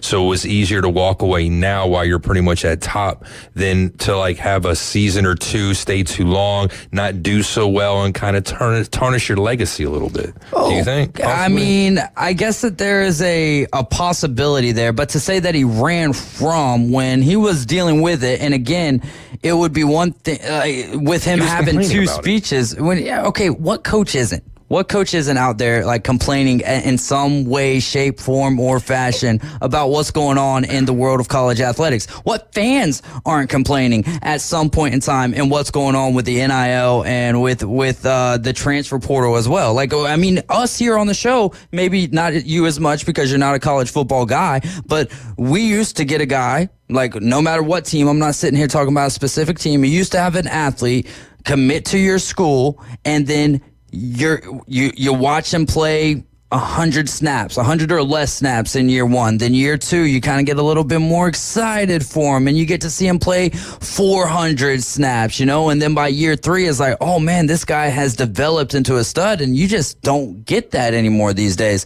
So I do think that there's an element of NIL, but I think that the majority of this was just not feeling like he was up to the task anymore. I just would say that he wasn't as vocal, or he didn't say anything about a lot of these things until right at the end, and I think it became evident, like I said. No, man, he's been talking about this stuff for years. Him just now complaining about now how players want to talk more about how much money they're going to get instead of where they're going to play, playing time and things like that. People sitting down, and the first question that they're asking him is how much money, as opposed to anything else. And how long do you think that's been going on for? How long do you think that that's been an issue in college football? It's been an issue, but not like it is now, where it's wide open. So why would he say something before it was a thing? Because this was all under the table beforehand. And it made it easier for programs like Alabama to do these things. I'm not denying that. Now, when everybody else can catch up to you very easy, the difference now you're taking off. But the difference is you're not accepting the challenge. The difference is, though, Rick, is that those guys, that wasn't the first thing. Like, how much you going to pay me? I understand what I'm saying? that, but you want to see what I'm saying? Like, he didn't accept the challenge. Like, okay, if you stayed in for a few years with all this going on after you're complaining about it and still have some success or whatever and then walk away, great. Or even if you don't have some success and you take off and you leave, great. But you're not even taking on that challenge. How is he not taking on the challenge? He was living through the challenge. No, he was living when money was being handed to people under the table for all those years. And let's not play games. We know Alabama was probably at the top of those schools doing that kind of stuff because that's how you win in college football. You don't win by staying clean and running a clean program. We all know this. There's all kinds of shenanigans that was going on. Once the doors open, the floodgates open, and everybody can do what Alabama was able to do sneakily under the table, but out in front, it made his job a lot harder. He wasn't going to have such an easy time to win. So I think because of it, yeah, of course leave now. Why stay and fight the fight, especially if you're at the twilight of your career, like I say, and go out on a down note when you could still go out on top and have all these accolades and not tarnish your record, your career, your legacy by having a few losing seasons, like a Bill Belichick, for instance. He should have left a few seasons ago. Had he done that, I think his legacy would be a lot higher. People would have him maybe in some higher regard. He didn't leave this year, though. You stay around for too long. He was let go. There's a big difference in that. You stay around and you have losing seasons. Now, had he had some success, do you think he could have stayed?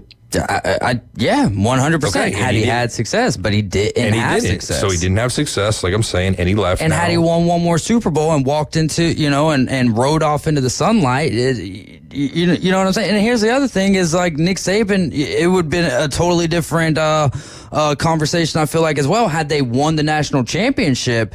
And then he's like, all right, I've had enough. But he going out on a losing note in a way, I think. Because he knew he wasn't going to win again. That's just it. That's what I'm saying. Dude, I don't think that you can honestly sit there and him say that, like, or him think that. There's no way that a man who had that much success at the University of Alabama, who it's not like we were falling behind with like kids were still transferring over to Bama. Kids were still transferring. He was still getting the NIL done. He just didn't like the product of kids that it was that college football's getting in general because they're putting money first. I still think that if he was wanting to actually like work towards it, or I don't know how you want to word it, he ran, okay? He could have stayed if he thought he had an opportunity, like you were saying, if they were still going to be able to compete fairly or however with everybody else. I think he saw the writing on the wall, knew Kirby was like the new sheriff in town. He was going to have a hard time. He didn't want to go out a loser, if you will. Dude, so he's he walked. Going out a loser. He's going out a loser. Like I mean, in terms of things. Now, overall as a winner, but they lost to Michigan. Yeah, they lost to Michigan. Okay. So his last season. Not everybody can go out winning your championship on the last season. They had a team that, like, honestly, if you go to week 2 of the season after they lose to Texas at the house, no one would have envisioned them being in the college football playoff, and yet they still bounced back. And even come now, on, man. A bunch of Alabama fans envisioned them that's ridiculous, though. That's not who we're talking about. I'm talking about people like even myself. Like, I would not have seen Alabama after week 2, just after week 2, and the performance of Jalen Milroe, and then you go, let's go beyond week 2, so when they go to USF and it's, raining or whatever, and they're not even going with Jalen Milroe. The problem here is it's not the NFL. You're not what your record says you are. You can have a subpar record, if you will, and still be in the playoff or still be you can't have a subpar record either. You can have an undefeated record and still not make it into the college football playoff. And you could still say have like 3 or 4 losses and still make it in based off of the way. No, you can't even say something like that because it's not factual, though. That part's not factual because what team with 3 or 4 losses got into the college football playoff at any point in time? You can say the committee can do whatever they want. Just like what the college football playoff committee was doing was opinionated to a large degree, backed behind what they thought was going to be going on. But that's enough. We're done wrestling. We're going to let the wrestler, or Coach Brian Haddad and Jimmy Farrow, come in and talk some wrestling with us. You guys are riding with the Afternoon Underdogs. This is ESPN Northwest Florida. Quick timeout. We'll be right back.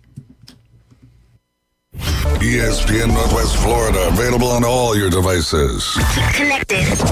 Hear your favorite sports talk hosts. The Coach James Hale Show. You're listening to Inside Drive live. The Afternoon Underdogs. And your favorite teams. Braves win it! We're live on the app. Tune in, Alexa, ESPNPC.com, Facebook, YouTube, and in your car at 101.9 and 104.3. Wherever you go, there we are.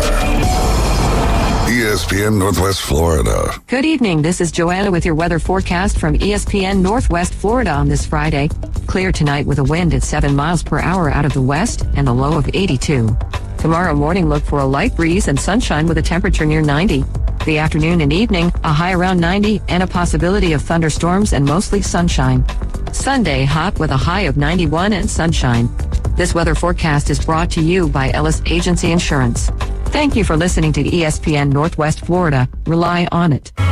Visit the newly remodeled Mid-South Lumber Hardware and Feed Store in Youngstown. They have a full line of plumbing, electrical, hardware, and tools for your DIY home projects, as well as lumber and animal feed. Now offering not only baby chicks and a full line of poultry supplies, but also bunnies and parakeets. They also carry a wide selection of Duplin wines and gourmet products so you don't have to drive to the beach. Come see us at Mid-South Lumber on Highway 231 in Youngstown.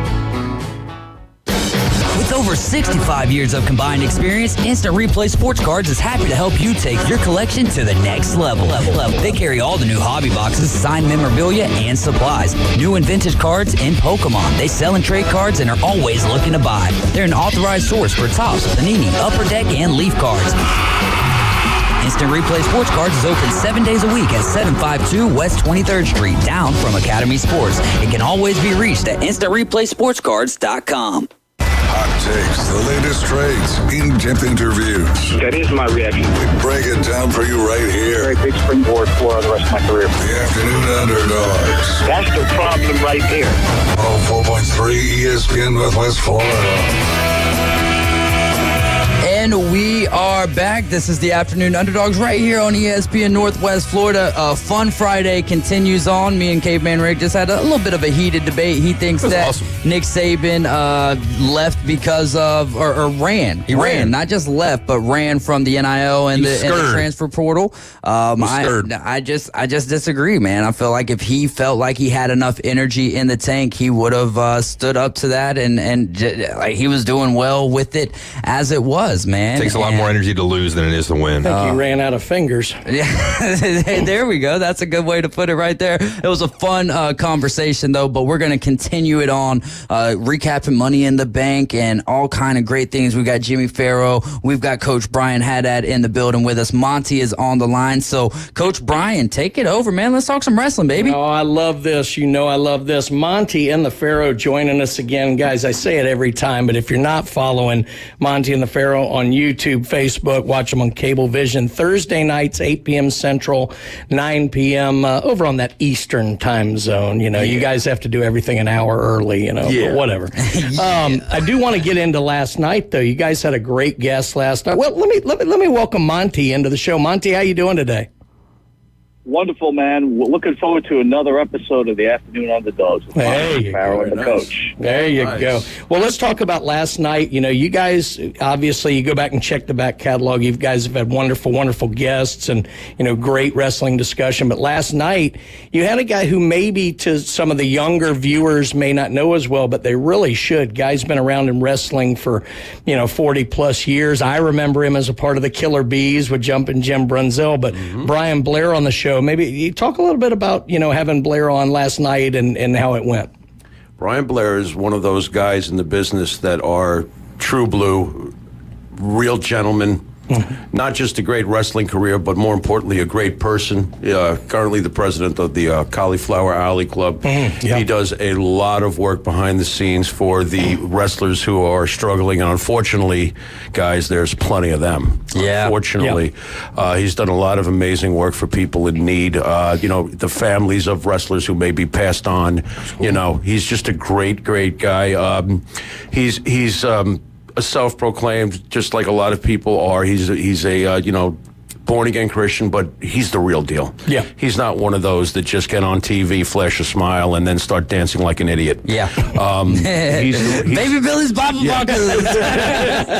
Brother Billy Baba Boopa. Yeah. Praise be to He. Yeah, none of that going on. Just a great guy, and that was one of my favorite interviews. And it amazes me, after doing this for years with my partner Mike here, it amazes me that just when you get burnt out sometimes with it, along comes a guest like Brian Blair and just makes it all worthwhile. Mike, what did you think last night?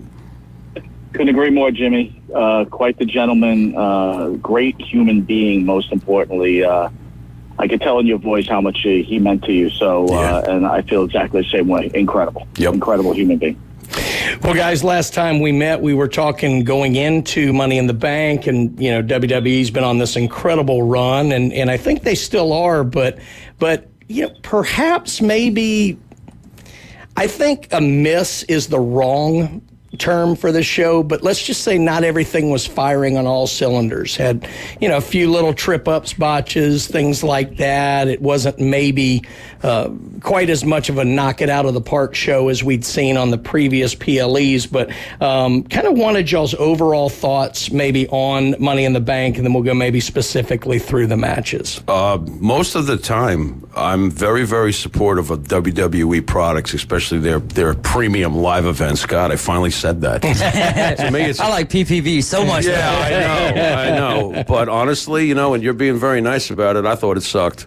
Yeah. I thought it was kind of lame. I was very disappointed. I gave it a C. I never do that. Usually I'm anywhere from a B to an A plus, depending on it. But there was just too many things about it I didn't care for. Some of the booking decisions I thought were an absolute joke. There was some real botches. Yeah. One of major. Oh, it was a major one. I don't know if you want to take us through matches, whatever you want to do here, but there was definitely, it wasn't what I'm used to.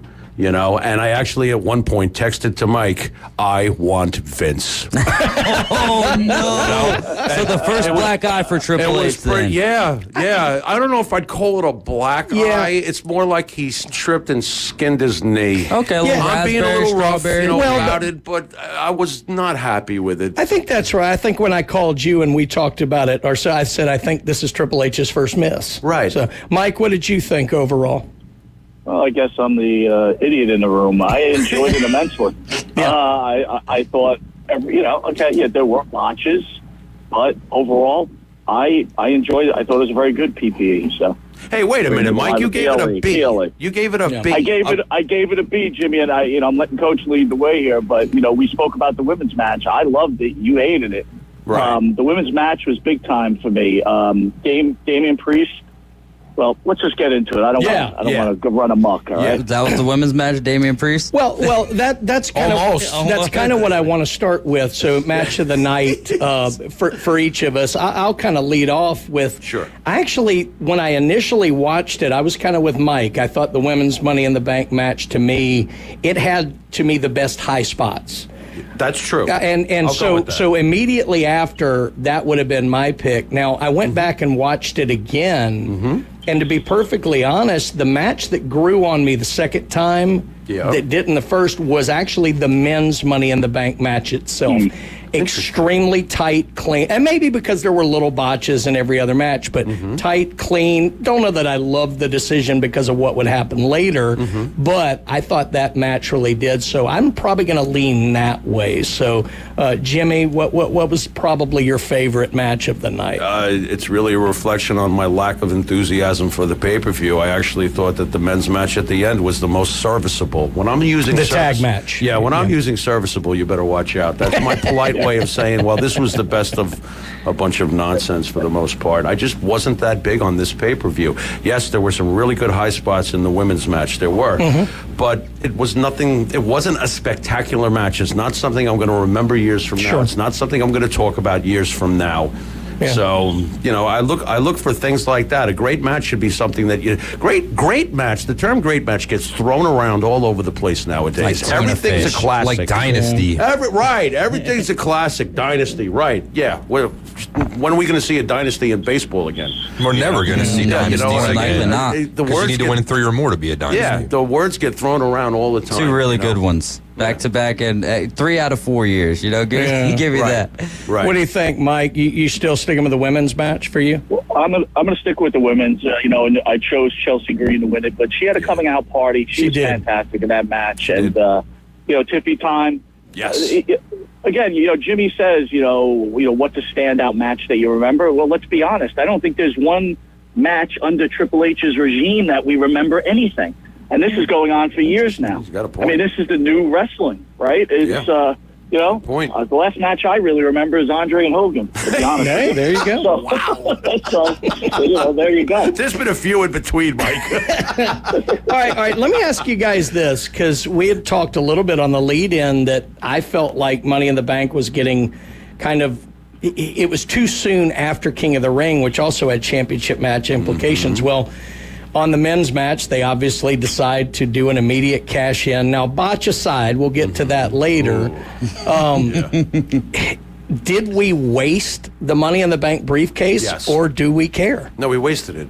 I think we wasted it. What is the point? One of the best things about Money in the Bank is the suspense after the winner gets that briefcase. Right. Because you have a full calendar year to cash this briefcase in. Mm-hmm. Okay? For the sake of a quick, instant gratification thing. To tell a story they've already told. Yeah. And the story doesn't need the briefcase. That's right. That's the most important part. But here, McIntyre gets that briefcase, cashes it in on the same night, loses. Because he's in the middle of this great feud with Punk. Yeah. Punk doesn't need the briefcase. McIntyre doesn't need the briefcase. The storyline doesn't need the briefcase. Right. So you just took something that could have been milked like a big fat cow with perfection for the next calendar year, and you threw it away on the same night. Cut the udders right off of the cow. Yeah, you basically, holy moly. This is strawberry milk? What kind of cow is this? You know what I mean? No, bad. Yeah. I thought that was terrible. What about you, Mike? Not necessary.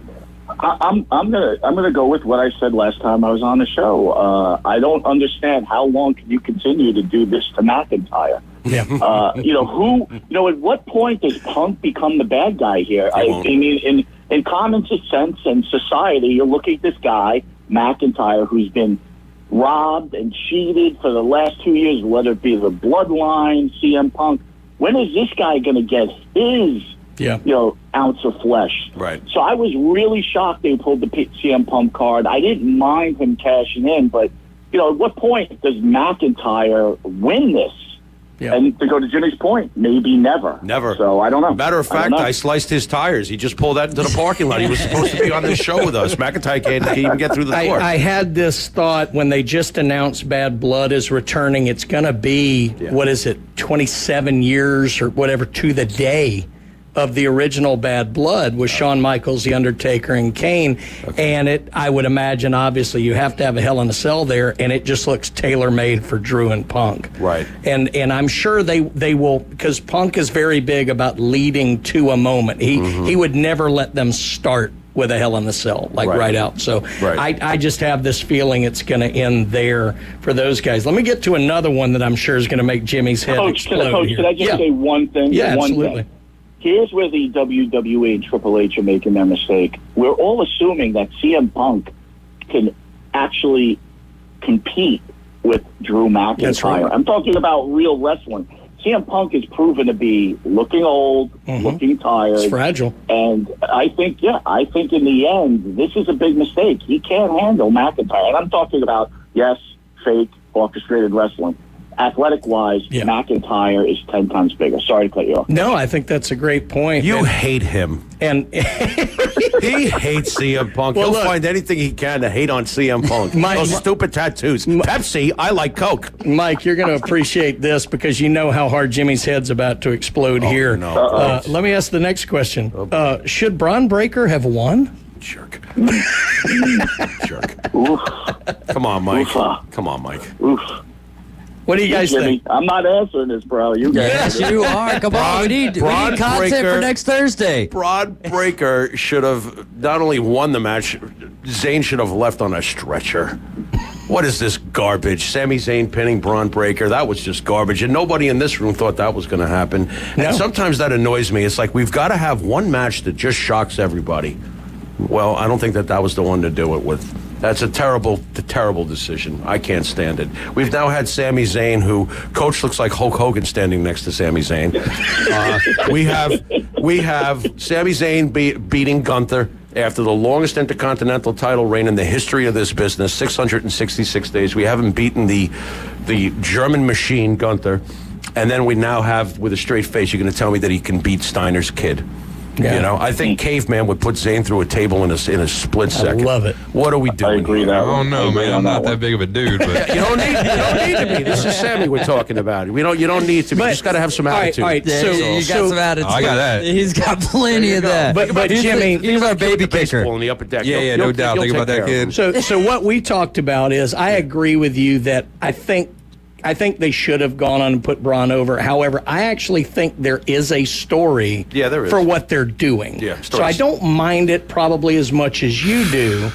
I do think there was a better way to do it, but I like the story they're telling about he's young. Like, he's a phenomenon, but he's young. But every time they do something to him, he learns instantly. Right. Like, they can't hit him the second time with it. Penning him clean didn't make sense to me, but I think they can tell a story here with the wily veteran, getting one up on the new big thing. The only thing that I will find acceptable with Breaker struggling, okay, is as if one vignette they have, he's in the locker room, and you can see that you finally can maybe see a little personality coming out of him, that he's frustrated. Yeah. Like he's putting his boots on and he's like staring at his locker and he's really disillusioned. How am I not beating these guys? Yeah. Okay. And then when he turns around, Paul Heyman's standing there. Says, kid, Okay. I think you and I should have a discussion. Okay. I can live with that.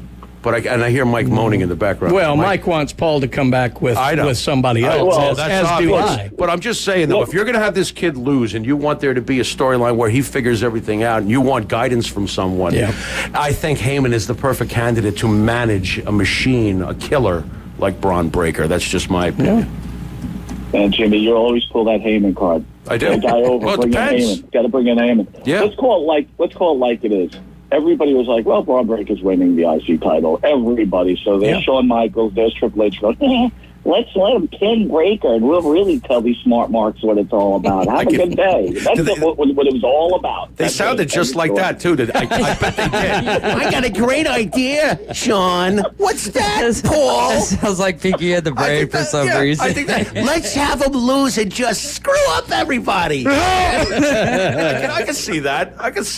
Oh, boy. Hey, we're going to go ahead and ride to a break and continue this fun segment on. We've got some personalized questions for you guys as well. A little tag team match between Jimmy and Monty. We'll be right back, though. This is the Afternoon Underdogs right here on ESPN Northwest Florida. For 7 years, ESPN Northwest Florida has been your destination on the Panhandle for the Atlanta Braves.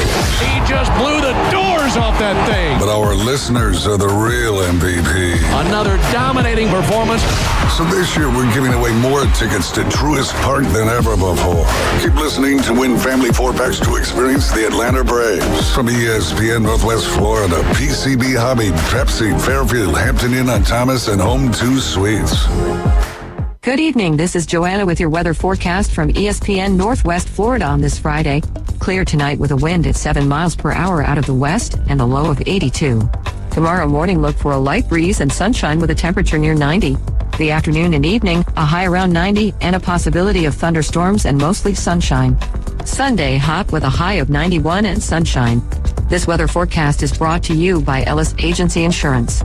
Thank you for listening to ESPN Northwest Florida. Rely on it. Did you know that fees associated with real estate closings are virtually the same from one title company to the next? So what sets South Oak Title apart? Effective communication, customer service, expertise, and technology.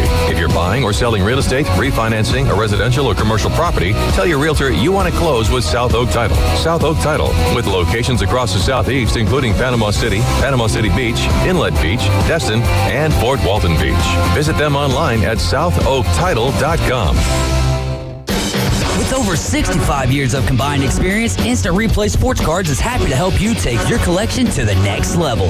They carry all the new hobby boxes, signed memorabilia, and supplies. New and vintage cards and Pokemon. They sell and trade cards and are always looking to buy. They're an authorized source for Topps, Panini, Upper Deck, and Leaf cards.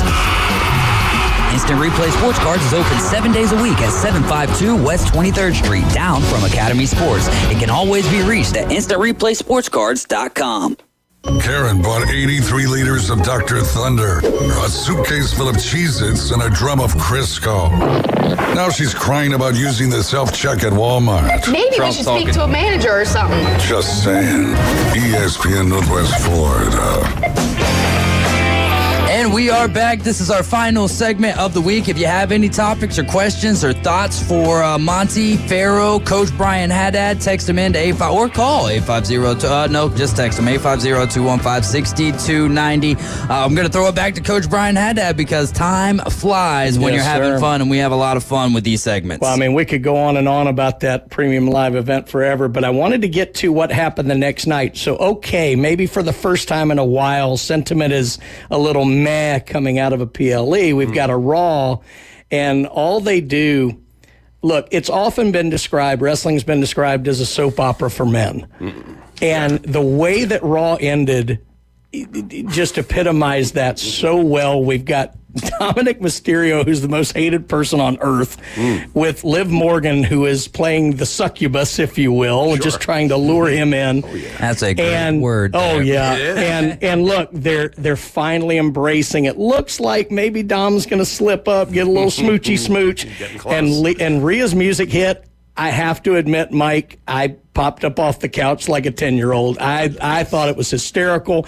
They told the story perfect, and I'm like, run, Dom, run. What do we think about this? They brought it back a night later or 2 nights later, but Rhea Ripley is a megastar. Yeah, she's fantastic. She's great. And yes, that was awesome. You know, it's always nice that when you do have that occasional sluggish premium live event that Raw makes up for it. And I think that they did. Yeah. I thought that was great. Mike, did you jump out of your chair when you saw the great Rhea Ripley, the woman of all your affections in life? I've got to make a statement. This possibly might be the greatest pro wrestling storyline I've seen in the last 30 years. It's so good. But me and Jimmy were speaking about this on Thursday, Coach. Does social media, social media helps wrestlers, but does social media now, with these guys showing they're getting married, they're married, is it ruining the storyline? I think to people who really, really follow it, maybe. But I'm aware Dom is married. I'm aware Rhea just got married. Right. I don't even know if Liv's married or not. She might be. Right. I know she's got a significant other. Right. It didn't matter to me. I got so sucked into the way they told. First of all, Liv Morgan is underrated in how she has played this role. She's done it great. well. I've become a fan of hers. I wasn't before all of this. You're right in that. Would it be so much better if we didn't know all of this? Yeah. It would be. That genie's not going back in the bottle, but they told this story so well, I popped for it. So yeah, I agree with Mike, though. I would much rather have them it'd be so much keep better. Their stuff to themselves. We were discussing it last night on the show, and I said to Mike on the show, if you have public heels and faces, good guys and bad guys, and they want to hang out together or they want to do it, have a private barbecue. You all have mansions. You know what I mean? It's not like these wrestlers that work for WWE and making no money. Have a private barbecue. There's a little bucket when you get in the house. You take your cell phone, you put it in there, and the good guys and the bad guys can all throw up together after their 47th beer. Yeah. We don't need to know what every last thing. But I also pointed out, I've seen it in the past year or two, really used a lot, when you're having a feud with somebody, you go on and you tweet something about them. Yeah. Now, how am I supposed to buy into this? Did you hear what Hulk Hogan said about you on X? Yeah, but Hulk's saying something. It's just, to me, it's just lame, but you look past it, so it doesn't affect me that much. I've grown numb to it. It's new age wrestling. The wrestlers are different now. The Vince McMahon attitude doesn't work anymore. But I would tell you, if Vince was running this angle, these you wouldn't know that Rhea was married. You Agree. wouldn't know Dom was married. Right. You would have said, squash it, keep it on, show it when you're 40. Right. Brian Epstein instructed, Brian Epstein was the manager of the Beatles. Yeah. He instructed Lennon, do not let anybody know that you're married to Cynthia. You will not let the world know that one of the Beatles is married. It would have worked really well if they'd have done it with the second wife, too. Oh, that would have been great. Do not acknowledge Yoko Ono. Okay, no problem. Everybody would have been on board with that one. But it's the truth, though. I mean, it was bad business. It was bad for business. The Beatles were the poster boys in the wet dream, and I kept that clean, of every American girl back in 1964 when they landed here. So the last thing you want to do is have you seen John's wife? They were like, oh, what do you mean? It would be a lot more effective because Mike's recollection of the end of Raw was hilarious to me. He's like, he's on top of Liv, and the first thing I thought was, oh, come on, Rhea just got married. She don't care. Yeah. And it's a great point. Yeah. Some things we don't need to know. Right. Yeah. That was great. I mean, I was just thinking about when you were talking about the Beatles there. I feel like if that was in today's world and someone's got a wife, it almost gives the other girls more incentive to go after. Right. In today's world, the wife goes on herself on the internet. I'm John Lennon's wife, and if you come near him, you know what I mean. It's just, it's all That's too changed. funny. So it's for the element of surprise. Maybe Taylor Swift should have stayed single. Don't talk about the Swifties, man. Mike gets very worried when you bring up Taylor Swift. We'll get canceled. So let's be careful here. Taylor Swift sucks. We will swiftly move on. There we go. That's why he's the host, folks. There you go. Very well. We got a question in from Kyle Albritton.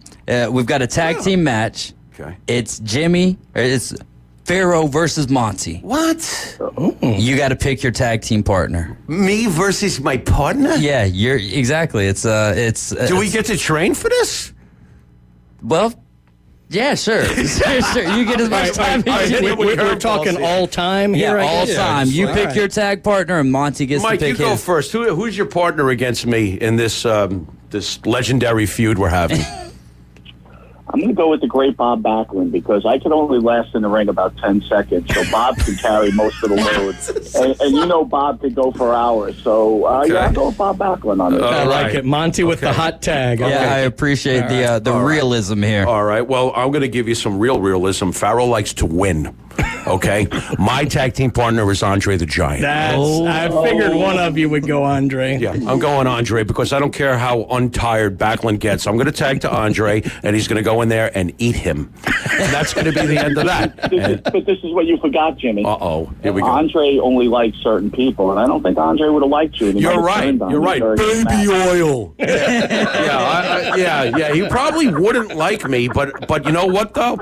If he's being paid for it, he'll learn to like me for 4 or 5 minutes. There you go. Yeah, that's all it's going to take, 4 or 5 minutes. That's how that will go, I like it. So there you go. Where did you? Was that Kyle? I like that question. That's a great question, Coach, Kyle. who would be if you had a tag team match? Let's say you're going up against Caveman Rick. Who would be your partner, and then Rick, who's your? Yeah, I guess we're in the cruiserweight division here.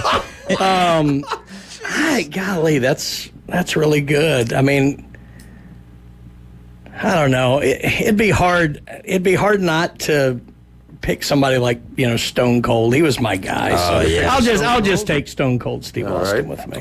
For me, man, like back in the day. All right, it's between two. I think I would either do Rowdy Roddy or Jake the Snake. Yeah, but you're definitely playing the heel here. I like it. But Jake might not show up. Well, that's true. But I don't expect you to know that about Jake, but he might not show up. I got the Snake, though. He did show up. Quick little story, though, is a guy used to play roller hockey here in town. I can't remember his name. That would save my life. But, he's from down the Sarasota area originally. Mm-hmm. Jake the Snake Roberts was, his best man at his wedding. Oh. Pretty cool. So you probably could get Jake the Snake. Just name drop the guy that you can't remember the name of. Exactly right.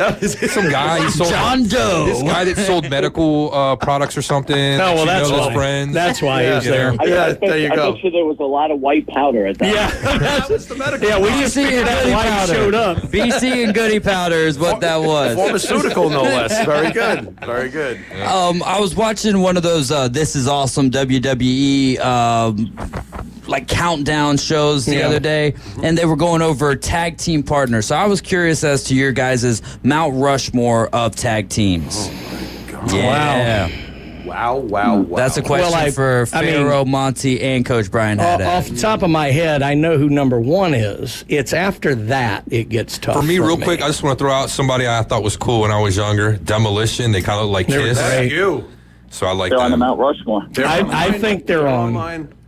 I have to lead with the Road Warriors. I mean, the Road Warrior pop for crying out loud. And look, what they became, Legion of Doom later. Now, give me the original Road Warrior run.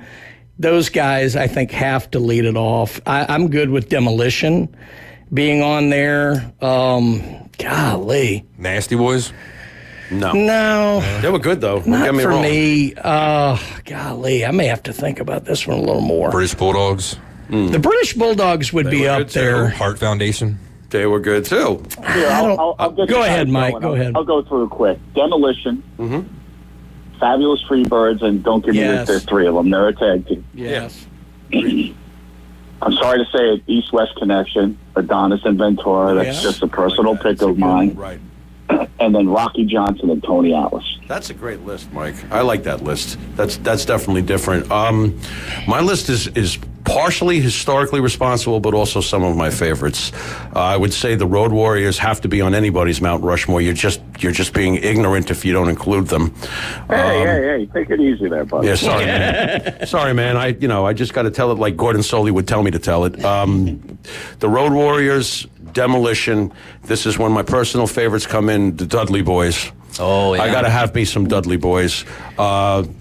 And you know what? In respect to the memory of Sika, I'll throw the Samoans, the original Samoans, Offer and That's a good Sika, Wow. on that. On that, you know, there are a lot of other great tag teams that have done major damage in this business. The Hardy Boys. There's plenty of great tag teams you could come up with. I'll give kind of an old school reach here, but just for their absolute talent, and I know they were over huge in the Midwest, but Ray Stevens and Nick Bockwinkel probably, if they had come along maybe 8 or 10 years later with the advent of television the way it was, I think the things that they were able to do in the ring, especially Stevens was a high flyer early, I think they might have gotten more consideration. Mike, I'm surprised you didn't mention them, but they are kind of on face value the greatest tag team ever, just on reputation. It's hard to disagree with Coach Jimmy. I mean, that's the problem with tag teams. It's not so clean as is with wrestlers. Yeah. You got to put your favorites in there because, if you're just going to go by titles and everything, you guys nailed it. But how don't you put Stevens and Bockwinkel? And on that note, what I was trying to get at was I'm amazed you didn't say Hogan and Savage. Because you yelled at me the last That's right. That's right. Who was that? Mega Powers? Right, Yeah, that's right. Yeah. Dig it. Golly. No, you're right, though. It is really tough with the tag teams because, I was younger. I enjoyed the Rockers. I thought they were great, but I thought the Rock and Roll Express, and how did we leave out the Midnight Express? Those guys were phenomenal. I could see them being. Now, granted, there was again 2 iterations of them. You know, we didn't get Condrey for as long as we'd have liked, but Stan Lane. The fact that Stan Lane stepped in and that tag team was just as good is amazing. It is amazing. So those guys were it is amazing. Phenomenal. Yep, they could easily be on anybody's Mount Rushmore. Coach Brian, Pharaoh, Monty, appreciate you guys stepping in. I'm going to go ahead and step out. Caveman Rick's going to ask you guys one more question, and I'm going to go play a little bit of softball. Good to see y'all, and see you Monday. Hey, wait a minute. Take me with you. Oh. I love softball. There you go. There we All go. right, last question we got on here. How about this, guys? What do you guys think was the best era of wrestling? It's going to be hard for me not to say the Attitude Era just because of I'm a few years younger probably than Jimmy and Mike, although not as many as I'd like to be. But for me, I like the Golden Age, but the Attitude Era for me, I could not miss Monday nights, so I'm going to go with that. So what's the years of that? That's like 96 to about 2002. All right, Monty, Pharaoh, what about you guys? What about you, Mike? You go first. You go with the golden era. Yeah. I mean, Jimmy, we actually spoke about this last Thursday. I know we're pressed for time. It's very close between the era we're sitting in now and the golden era. But, growing up, I have to go with the golden era. Yeah, I agree with Mike. There was nothing like the birth of wrestling becoming the household thing. Yeah, WrestleMania becoming the Super Bowl of wrestling. Hulk Hogan becoming the face of pro wrestling. The first wrestler to be put on the cover of Sports Illustrated. Yeah. The things that happened during the original explosion from, I would say, approximately 84 to almost basically up until when Warrior beats Hogan. Right on. I think I'd agree. That's my time, but I appreciate you guys coming in today. Caveman Rick filling in for David Hayes here at the end of the show, guys. Tune in on Monday, as always, Monday morning, James Hale Show, 7 o'clock, Inside Drive at 11, and Afternoon Underdogs back at 4 o'clock. Catch you guys next week. Have a great weekend. See you, Mike. Later. America's team plays here. Swing and a miss. Struck him out. That's number 10. The Atlanta Braves on ESPN Northwest Florida. Charlie Morton, Max Fried, and Chris Sale lead the Braves' dominant pitching rotation. That's 18 up, 18 down.